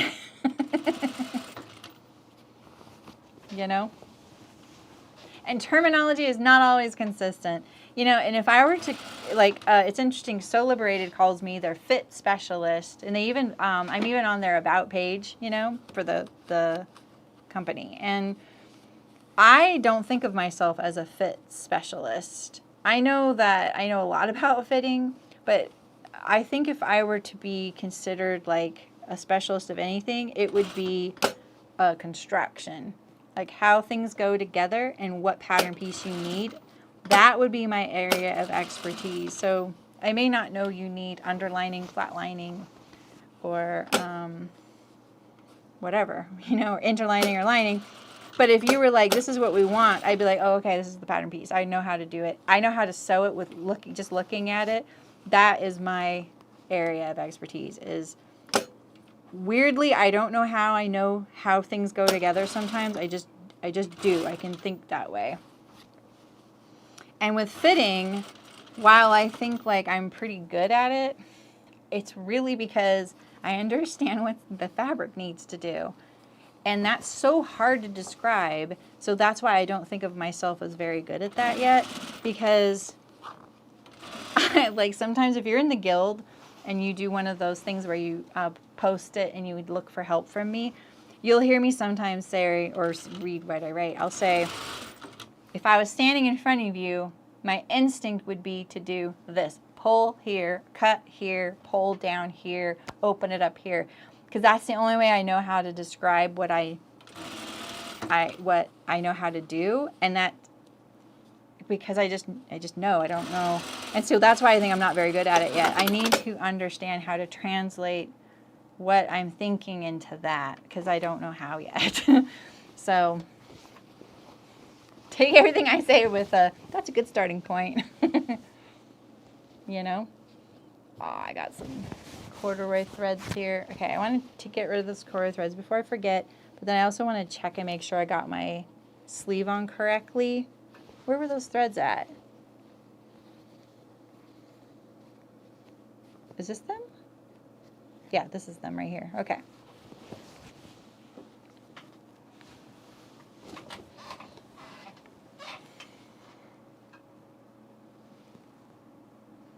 I need a drink of water. All right, let's see if that sleeve looks, I think that is on correctly. Perfect, okay.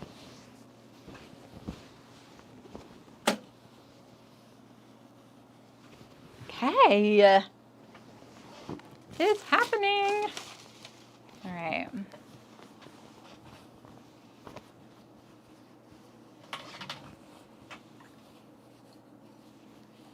I think, you know, like when you're, you know, you see like those a sitcom and someone's like daydreaming about, I don't know, getting called up to be an expert on something, you know?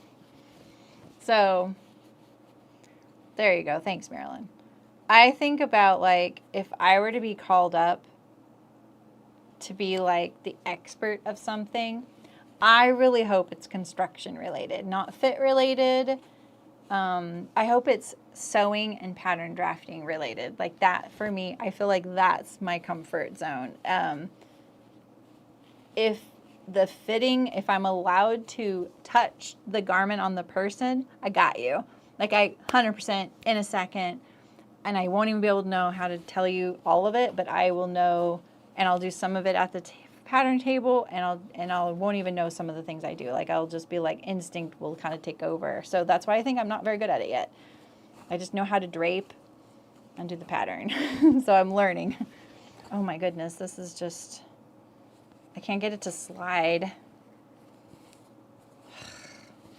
I think I'm going to do a whole nother stitch here, and I'm going to make it longer, which I don't usually do because I don't like my gathers to be too far apart.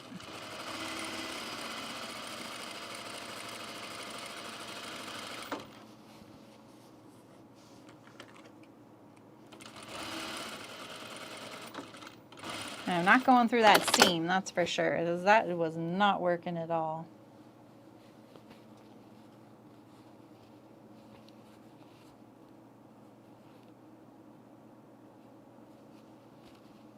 Jeez, come on. That fabric store I worked at where we cut everything on grain, we would pull a thread for corduroy.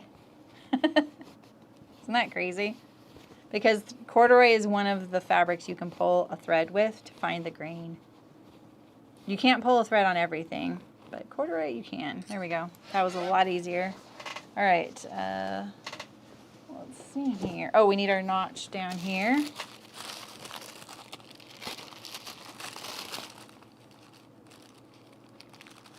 Because I don't think it's there. Nope.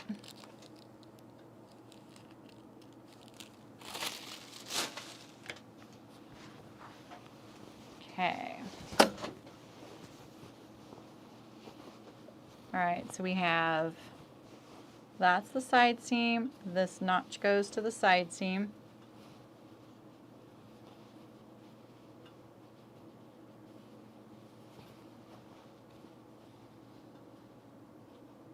That lining got way off.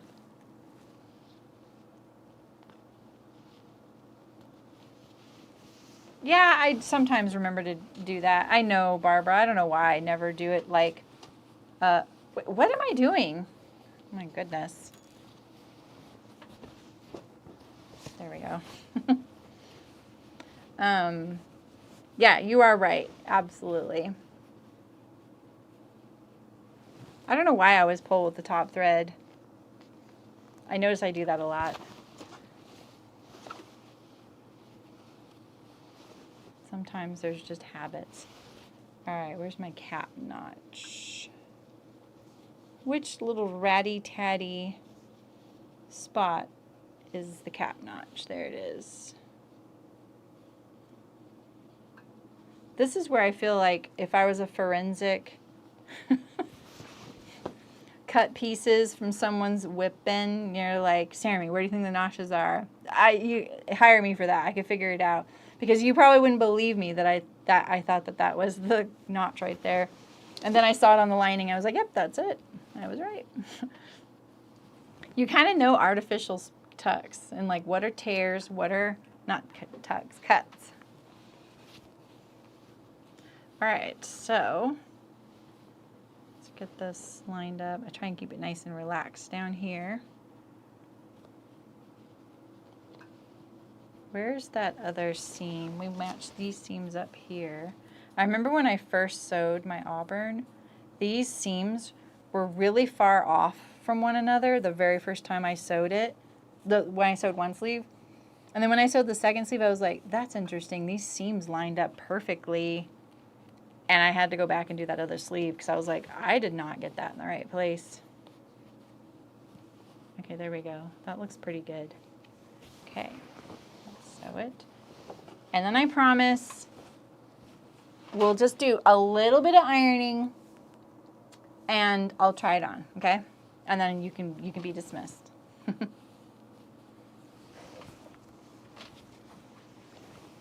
It's getting kind of heavy.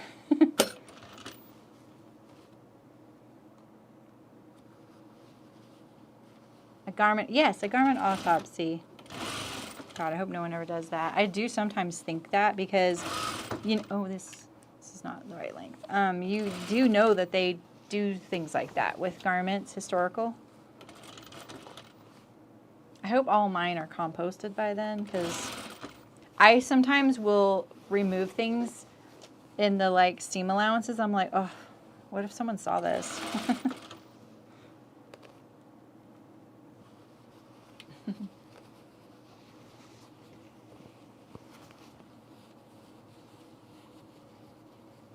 Oh yeah, Katie, awesome.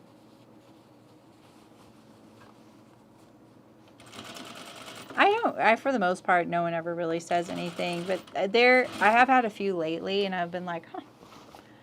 And what they were talking about was, they were kind of bending the point to suit their reason for being a know-it-all. I'm like, you do you, boo. It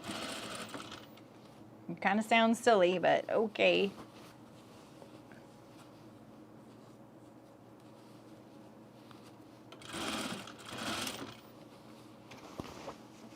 Me too, Sarah. It's really cool.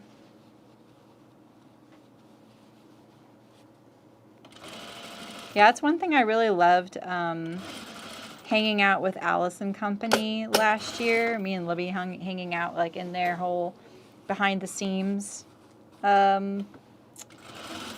project or whatever it was, you know, where I don't know if you guys have heard of that, but they do this thing where for a whole year they explore fashion through the in the really like ancient stuff, they do like a whole 500 years for a month, right? But then as soon as they get to the 20th century, they do it by decade. And we went all the way to present day for a whole year. And it was so fun. They were so good at putting on a good and entertaining presentation and slideshow. And then you learn how to draft like a couple of the most famous elements from that decade.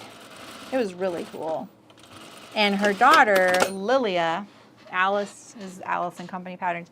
Lilia works at the V&A in the garments area, so she can talk about some of those garments. It's really neat.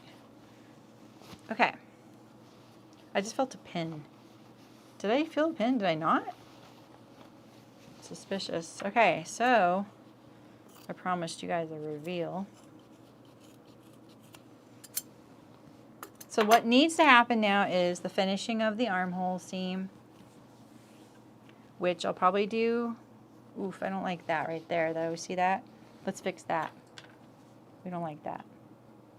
We want that fully in there. I know it's easy to do, so let's do it. Pull it over here. We just couldn't see it because of it was underneath.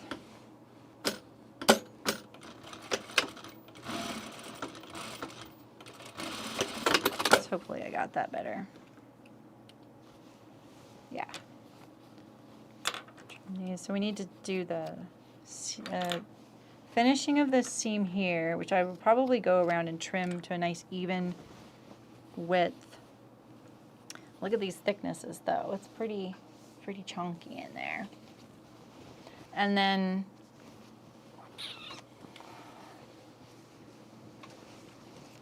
I have to stitch the hem down of the body and the sleeves, and then just do some of the like pressing and fussing. Oh, we need to do the, we can do this right here, this stitch of the collar.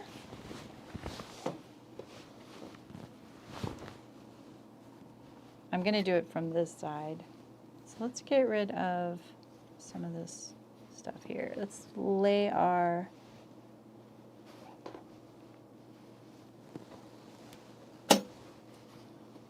I'm going to line this up here. I mean, in this case, maybe you would want to push this seam toward the collar and let it nestle in there. I don't know. Probably they do it on a case-by-case basis. I'm trying to line up the seam rather than making the collar flat because we have a little extra on the collar, right? So we want this seam to be pretty much lined up with the one on the underside.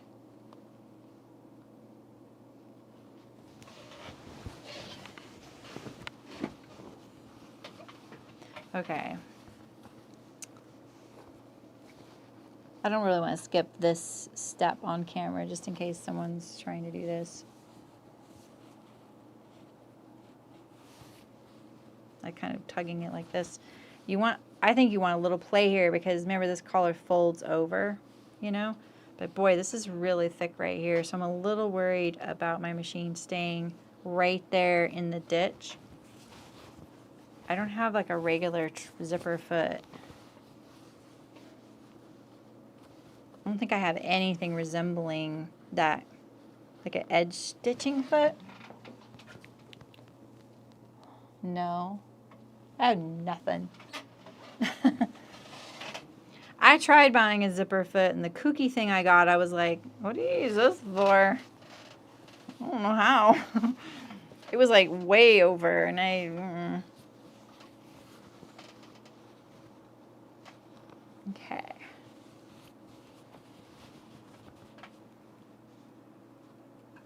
You still, you know, have a lot of play here, so arrange it how you want.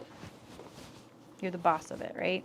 So I'm going to sort of pin around here so that nothing gets, you know, out of whack. I really like the way this looks right here.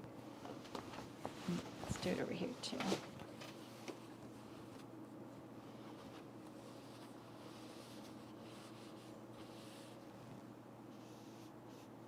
I would have kind of been bummed if this nap went the wrong way. I don't know why I tested it because it's too late now.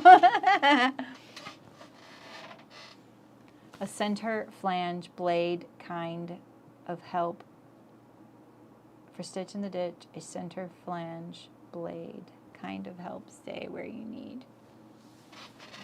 I mean, I have, this is not it. I have a hump jumper.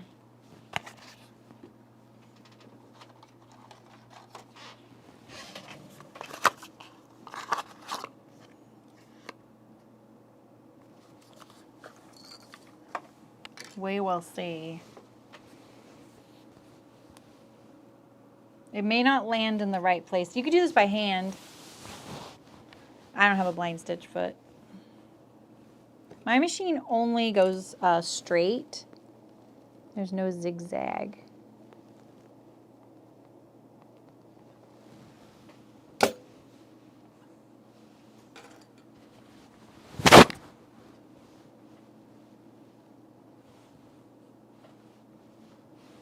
I don't really want to do it here. I think I'm going to start, like, where do you think?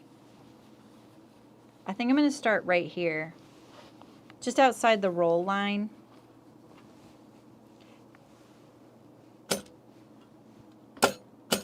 You know? Yeah, no, I don't have anything like that. The feet I have are, the zipper foot I have would disappoint you. have a Teflon foot. I have a edge stitching foot that is, did I do back stitch? That's that little one I just showed you. I have an invisible zipper foot, shearing foot, and that's it. And this one.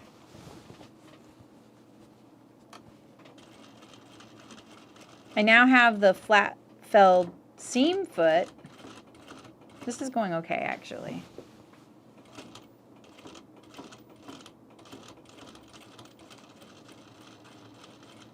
Y'all think industrials are so fast. One stitch at a time.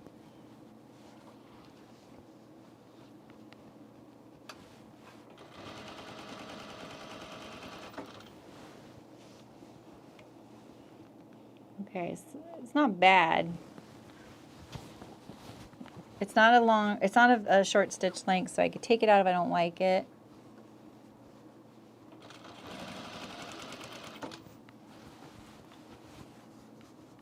I kind of pick up the collar here like this so that I can encourage the curve of the neckline. That's why I'm doing that. And I'm trying to keep my seam right on top of the other one so that I keep that extra on the collar.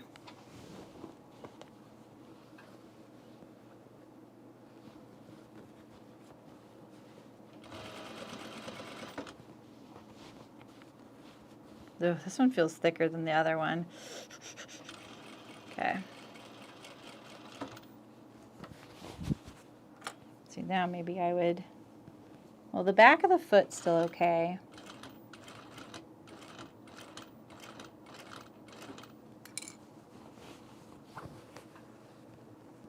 Okay.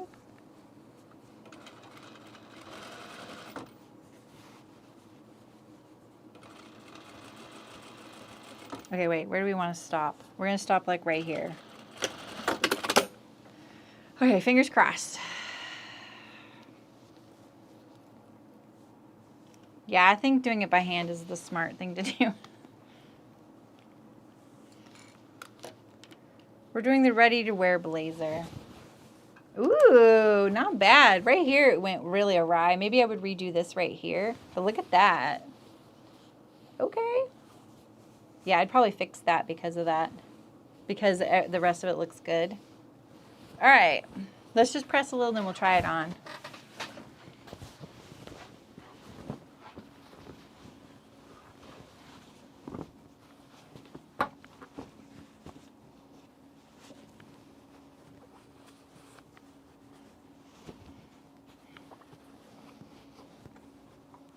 Oh, I wanted an inner pocket. Wah.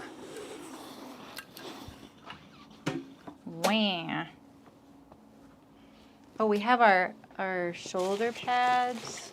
So the reason I did this binding, right, is so that you can line it up there, and then you can tack this into the seam down here. Like that.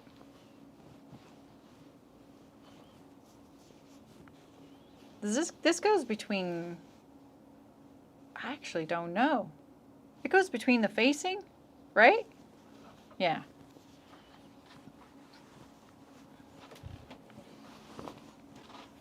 We could probably do a whole stream just on the finishing of this thing.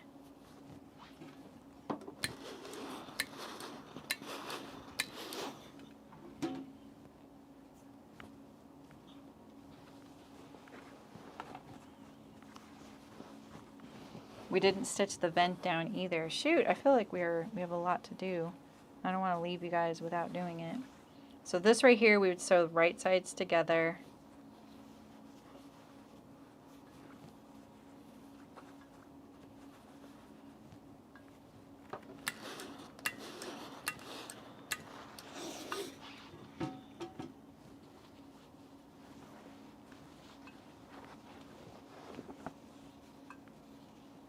Like this, right? Yeah, like this, and like that.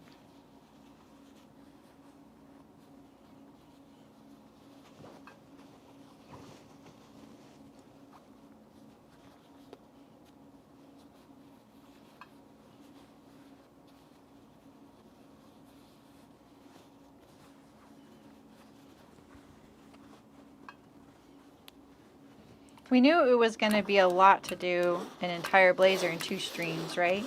Because I think the original time I did the Auburn, I did it like, boy, I don't know. There were a lot of streams for that one. Because we did it every Saturday for like 6 weeks, I want to say. I think I did 1 streaming week where I fit and did things like that. And then the sewing was week by week.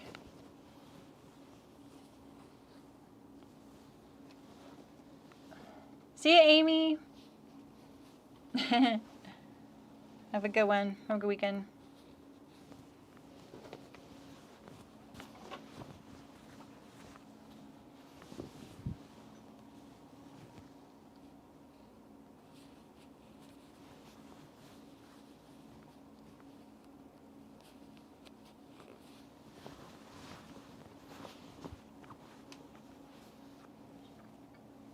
Everyone waiting for the reveal. I feel like I'm stringing you along right now. Sorry.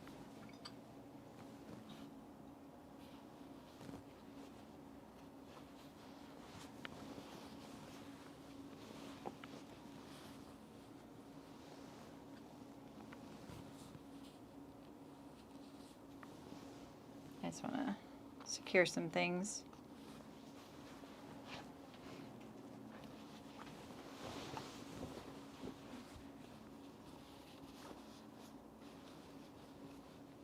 The shoulder pad is like almost too big for this. See that? They tell you what size to get. And Waywack didn't really have quite the same size. I didn't think about the shoulder seam being too short for something, you know?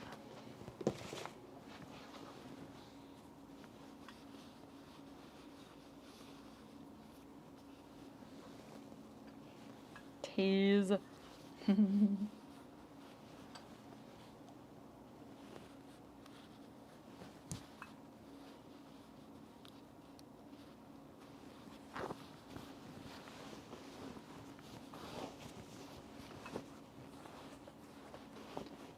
I'm kind of getting an anthropology vibe, and I'm kind of down for that.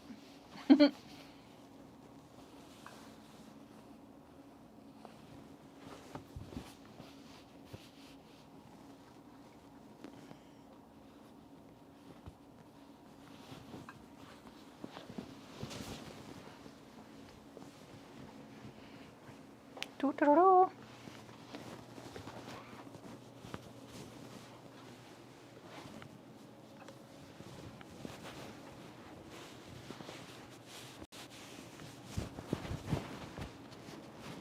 It looks just like my Auburn. I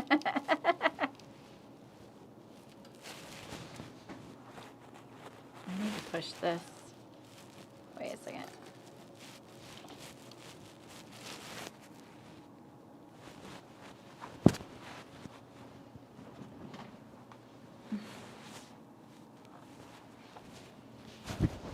I think the pockets could have gone higher up.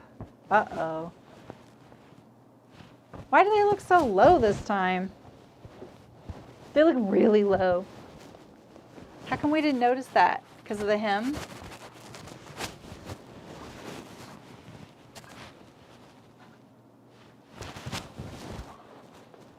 Fits nice. I like this longer length.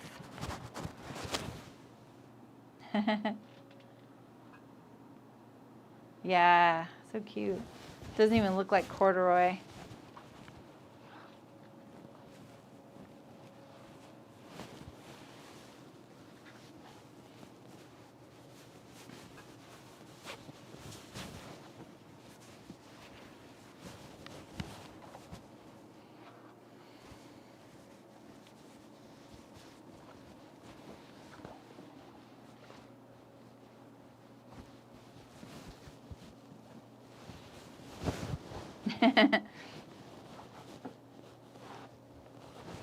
I don't have the vent pinned yet, but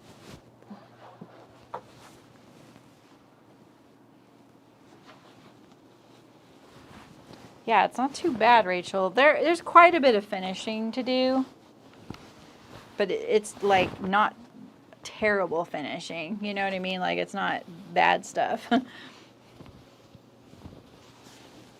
And maybe I do what Terry says and do the fake stitching. Oops. Let's just look at it inside out, right? Let's just,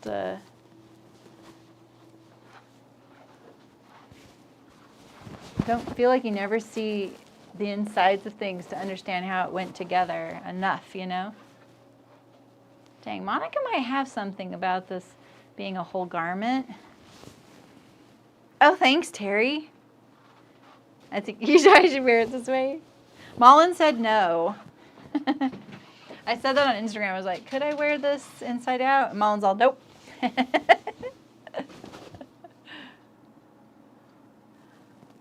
So, yeah.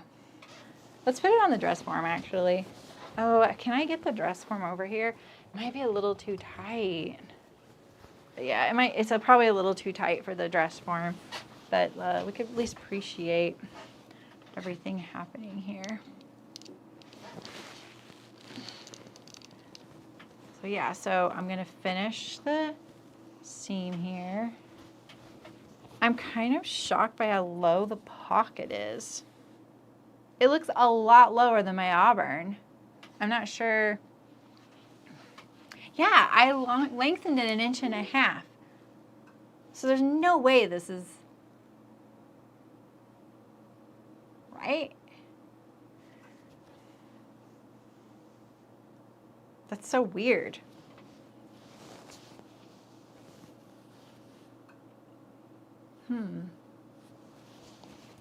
I kind of want to put a patch pocket over it. No, I didn't move the pocket up. I didn't need to, because I just left it in the same position.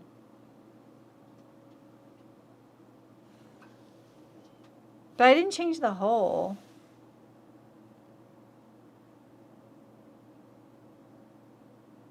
I don't know.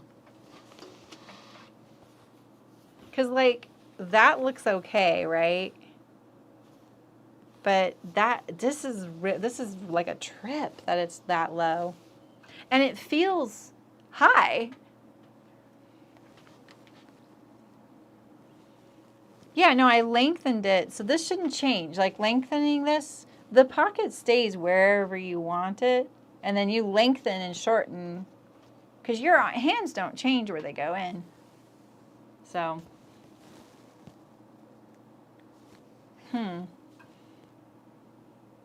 I know, Rachel, I'm actually kind of liking that idea. I could put a little patch pocket there. I kind of like that idea, like putting a patch. I think it, because it's corduroy, I think I can get away with it. I didn't lengthen at the waist. I lengthened at the bottom. Because I just wanted it longer. Like I didn't want the waist to move. I only lengthened it because of the jacket length itself. So yeah. Yeah, I might do the patch pocket. Just put it on, because you know, now's the time. Now is the time. Thank goodness we didn't do the flat lining here, right? We can go right over it. And then I could add my interior pocket. I really wanted an interior pocket. Not that there's much room. There's no room for one, honestly. That is so funny. Let's get my Auburn out. It's right here. It's just behind the door. I forgot it was back here. It literally looks higher up. What the what? Look at that. It would be higher than my first one. I think that I did not follow that. I must have changed it at the last second. Saremy. I really did myself bad on that one. Look at that.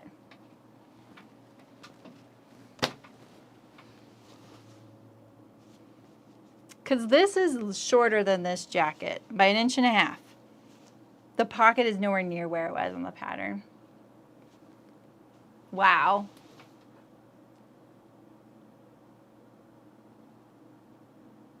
That's so crazy. Well, we're going to make ourselves a note for that. Look at this button. And I sewed the red breast of the bird in red thread. Oh. And this one got blue because the wing was blue. I don't know, Rachel, did I? I don't remember doing that. You've probably watched the stream more recently than I have. So, yeah, I don't know. I don't remember that. My mom got me these buttons. Well, that's one huge disappointing thing. And I think the only thing saving it is that it's corduroy, so I could put a patch pocket over it and it would be fine. It would be my coin pocket. Nancy would approve. So if I did a little, like, just a little pocket over it, right?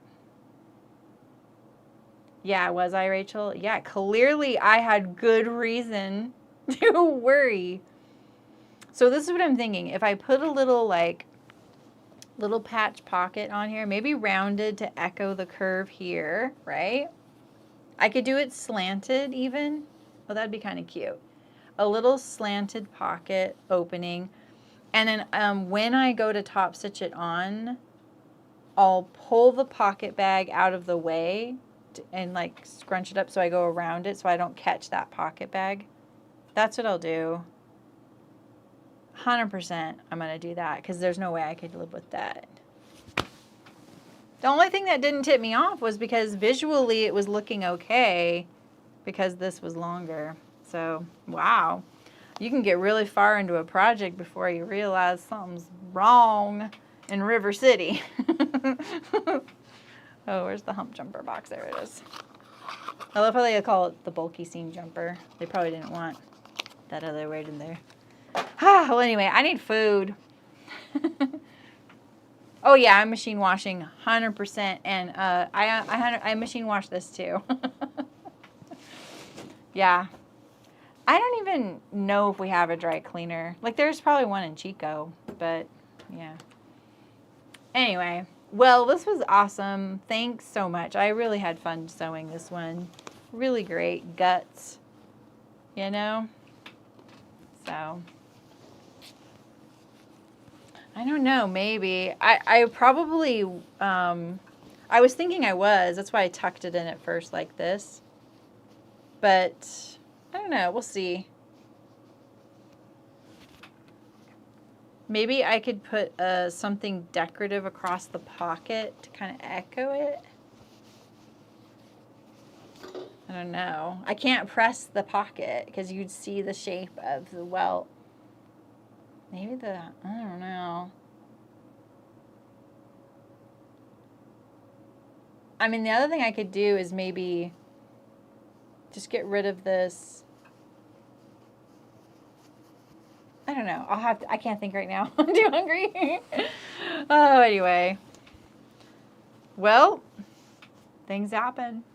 It'll be fine. It's just a corduroy blazer, and we learned a lot here for my next ones that I have planned. So, and that pleated one I want to do on that. I think the floral maybe, or